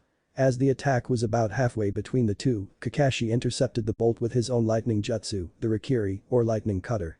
Kakashi's attack split the lightning in half as he advanced on the X7 swordsman. Ah, there it is, that famous lightning jutsu of yours. Let's see how much lightning you can cut with that thing. Raiga yelled excitedly as he added his other sword to the stream, effectively doubling the lightning output. Kakashi grunted under the added exertion but continued his advance regardless. If his plan was going to work, then he needed to push through and get in close. Raiga's grin never wavered, and when the silver-haired nin got within a few feet, he suddenly disengaged his left kiba blade and brought it back to cut the jonin's head clean off. Just as Kakashi was about to break through the stream of lightning, he quickly moved his lightning-covered right hand away from the attack and swiped it at the oncoming blade, knocking it out of the man's hand at the cost of taking the stream of lightning directly to his chest. "You bastard. Why wouldn't you just die?" Raiga yelled in anger as he ran to retrieve his sword. "I don't think so, you lunatic." Only for Naruto to appear in his path with his own sword at the ready, his wind nature flowing into the hilt to create an almost visible blade of wind. "You damned brat, thinking you can fight a member of the 7 ninja swordsmen in sword combat. You must be stupid or cocky, and both will get you killed." He yelled out as he charged the young blonde. "Well, I did go toe-to-toe with Zabuza, so how hard can you be?" Naruto egged him on with a smirk as he met the man's charge. "That's insane. It depends on too many unknowns to work." Hinata commented, thinking that maybe Sasuke was spending a bit too much time around Naruto for his own good. "It's the only plan we have that might work. From what I've gathered, this hurricane works just like a natural cyclone. The eye of the storm is the only safe place, and that's exactly where Naoki is. If we can hit that point, then we may have a chance of winning." Sasuke explained further, trying to make himself believe it as well. "I think we should try it. It's our only hope at the moment." Ryu put in her 2 cents while keeping an eye on their enemy. "Fine, we will try it. But if it looks like it's not going to work, then you need to back off and regroup." Hinata conceded before voicing her conditions. Sasuke grinned and nodded his affirmation before running around the edge of the cyclone. "Come on Sharingan, don't fail me now." He could see the angle he needed thanks to his Sharingan and hyperactive state of mind, but seeing and actually performing were two astronomically different things. If he was off by even an inch, their plan would fall apart. Naoki was watching Sasuke run, seeing him as the biggest threat, before turning his attention to Raizetsu as she was starting to run through a series of hand seals. Seeing his chance, Sasuke jumped as hard as he could into the ferocious winds, letting himself be lifted and taken even higher towards the top of the storm. It was working. His plan was actually working. Though, that's when the infamous Team 7 luck struck again. A large piece of concrete came up from behind the raven-haired teen and hit him in the back, sending him tumbling through the mighty winds. As he was spinning, Sasuke tried to get his bearings, only to see that his trajectory was completely off now. Throwing his arms and legs out to catch the wind behind him and stop his spinning, Sasuke noticed he was heading to the outside of the storm again, only seconds away from getting thrown out. That's when he saw another piece of concrete on its way to intercept his path, and another ingenious plan sprung to mind. Preparing his legs with chakra, Sasuke pushed his sharingan to make sure this timing was right. As soon as his soles touched the debris, the Uchiha teen launched off of it into a straight shot for the top of the eye. Naoki watched Ryu go through the extremely long series of seals before he caught something. With narrowed eyes, the missing nin noticed that his enemy wasn't even charging chakra into the seals she was weaving. What is the meaning of this? Naoki questioned over the howling winds. Seeing as she was found out, Ryu dropped her hands with a sigh before looking up at her teammate soaring through the sky. I hope that was enough time. Growling at not being answered, Naoki's eyes widened when he realized something. Where was the Uchiha brat? Fire style. Grand fireball jutsu. The missing nin's eyes shot upward just in time to catch Sasuke finish his hand seals as he flew through the middle of the eye of the storm. He was immediately forced to direct his winds to focus on the large fireball shooting straight towards him, severely lessening the ferocity of the winds around him. As the fireball dispersed, Naoki's attention focused back on his surroundings to see Raizetsu catch Sasuke, though the Hyuga was still lost to him. Until Haya. One Juken strike landed directly into Naoki's stomach, disorienting him temporarily. Haya. Ha. Two more strikes landed in their intended target. Hinata's job was simple. Take out his chakra as much as she could while he was distracted by Sasuke's fireball. Before Naoki could regain his bearings, Hinata had already landed 20 successful strikes, effectively taking a majority of his chakra and subsequently his wind away from him. Once he got his footing back, the missing nin jumped back as far as he could, panting all the way. Seeing the three teens approaching on his position, Naoki used the last of his chakra to send a powerful blast of wind at the three of them, hoping to knock them off the bridge. Sasuke, seeing this, dove in front of his teammates and took the brunt of the attack, making sure he was the only one to go overboard. Sasuke. Hinata screamed out. Naruto grinned down at the unarmed and, more importantly, unconscious missing nin in front of him. With a little of Kurama's chakra added to his own wind affinity, his sword was able to overpower the lone Kiba blade. It also made it easier when the user of said Kiba blade spent more time launching lightning than actually fighting with his sword, so his prowess with a blade was significantly less than Zabuza's. Seeing as how his fight was finally ended, the blonde decided to check on the other group to see how they were faring. Sasuke. He could hear Hinata yell, but it sounded so far away. His vision narrowed as he watched his brother in all but blood fall over the edge of the bridge in slow motion. The blonde didn't even have a chance to yell out as rage flooded through his system. Kurama's chakra was pulled to the surface in a torrent as Naruto's bright blue eyes bled into red. Though to the onlooker's shock, they were very different from his normal red eyes he got when channeling Kurama's chakra. Naruto somehow had the sharingan. And with two tomo in each eye right from the start. Without noticing the better than usual vision, Naruto unleashed red chakra from his skin in an explosion, knocking everyone off their feet and sending Raiga tumbling into the concrete railing of the bridge. After merely a moment's hesitation, a three-tailed Naruto charged the green-haired missing nin and was at his position in an instant with a roundhouse kick already en route to the man's face. Before anyone could blink, Naoki was sent hurtling through a group of Gato's thugs that had survived the initial confrontation with the enemies. Seeing that the man was down for good, Naruto set his sights on the numerous thugs still hiding behind their boss. Said boss was now cowering in fright at seeing the menacing monster right before his eyes. Instead of trying to rally his troops, Gato started pushing past his goons to try and use them as meat shields. At seeing their boss running away, the thugs in the front tried to follow him, but most of them were too late. Before they could scream out, Naruto was upon them with fangs bared and sharingan spinning. The blonde tore into their ranks and either sent them flying with a punch or kick or slice into their flesh with his newfound sharpened nails. After only a minute, the small army was reduced to one. One man still standing, and that was not by accident. Gato, for your crimes against this town and your attack on my team, I sentence you to a slow and painful death. With that declaration, the cowering man that was trying to buy the blonde with promises of wealth and women was grabbed with the cloaked hand of Naruto covering his entire pudgy face. The blonde could immediately feel the skin start to steam and corrode as the short man screamed bloody murder with his arms flailing. He even tried to pry the hand off of his face, only for his hands to receive the same treatment as his face. It took longer than Naruto thought it would, probably because of all the fat, but eventually the man stopped screaming and fell limp in his grip, to which was Naruto's cue to let the body go. Slowly, the crimson chakra cloak receded into the blonde's body, leaving the boy with his face down, as the image of Gato's deformed face burned into his mind. Suddenly, in the newfound silence brought on by the absence of the army, the blonde heard a splash of water and looked over to see Hinata carrying Sasuke onto the shore at the beginning of the bridge. His eyes widened as he dashed to see if his friend was okay, sharingan still blazing bright red, though not to his knowledge. When he arrived at the two, the young Hyuga heiress had already started resuscitating the Uchiha, though he was just in time to see Sasuke cough up what looked like a full cup of water mixed with blood and his eyes crack open slightly. While Sasuke tried to speak, though he was too weak to get the words out. "What is it, buddy?" Naruto asked as he started applying his limited medical ninjutsu knowledge on Sasuke's chest through his ruined jacket and shirt. What the hell's wrong with your eyes?" Sasuke finally rasped out, interrupted by short coughing fits before falling into the depths of unconsciousness once again. "What do you mean my eyes? What's wrong with?" At that moment, Naruto looked into the water next to them and gasped at the ominous orb staring back at him, analyzing every minute detail of his own face within seconds. Shuffling back on his hands and feet, Naruto couldn't shake his sight away from his reflection.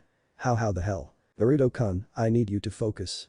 Sasuke-kun needs your help right now, so we can worry about your eyes later." Hinata spoke up after seeing Naruto just sit there. Shaking his head, Naruto snapped out of his daze and looked back at his best friend in worry. "You're right, I'm sorry." With that said, the blonde seamlessly created a shadow clone. "Go find Kakashi-sensei and tell him to get his ass down here now." After the clone left to do its duty, silence settled between the two as they did what they could to mend their teammates' wounds. That is, until Naruto noticed Hinata biting her lip hard enough to draw a thin line of blood down her chin. In true Naruto fashion, the blonde shone a megawatt smile at the blue-haired girl. "He'll be okay, Hinata-chan. I promise, he won't die here today. He can't, you know. He still has to travel the world with me." Cracking a small smile, the Hyuga heiress replied in kind. "You're right, Naruto-kun. He wouldn't let himself die when he still has so much to accomplish." And so, the group of three did their best to keep the raven-haired boy stable as they waited for their teacher, hoping his chronic lateness would be put on hold just this once. Chapter end. What if Naruto has demon sharingan and harem? Thanks for watching my video till the end. If you enjoy this content, then do consider subscribing to my channel and leave a like if you guys need the next part, comment down, and thanks for watching the video and see you guys in the next video.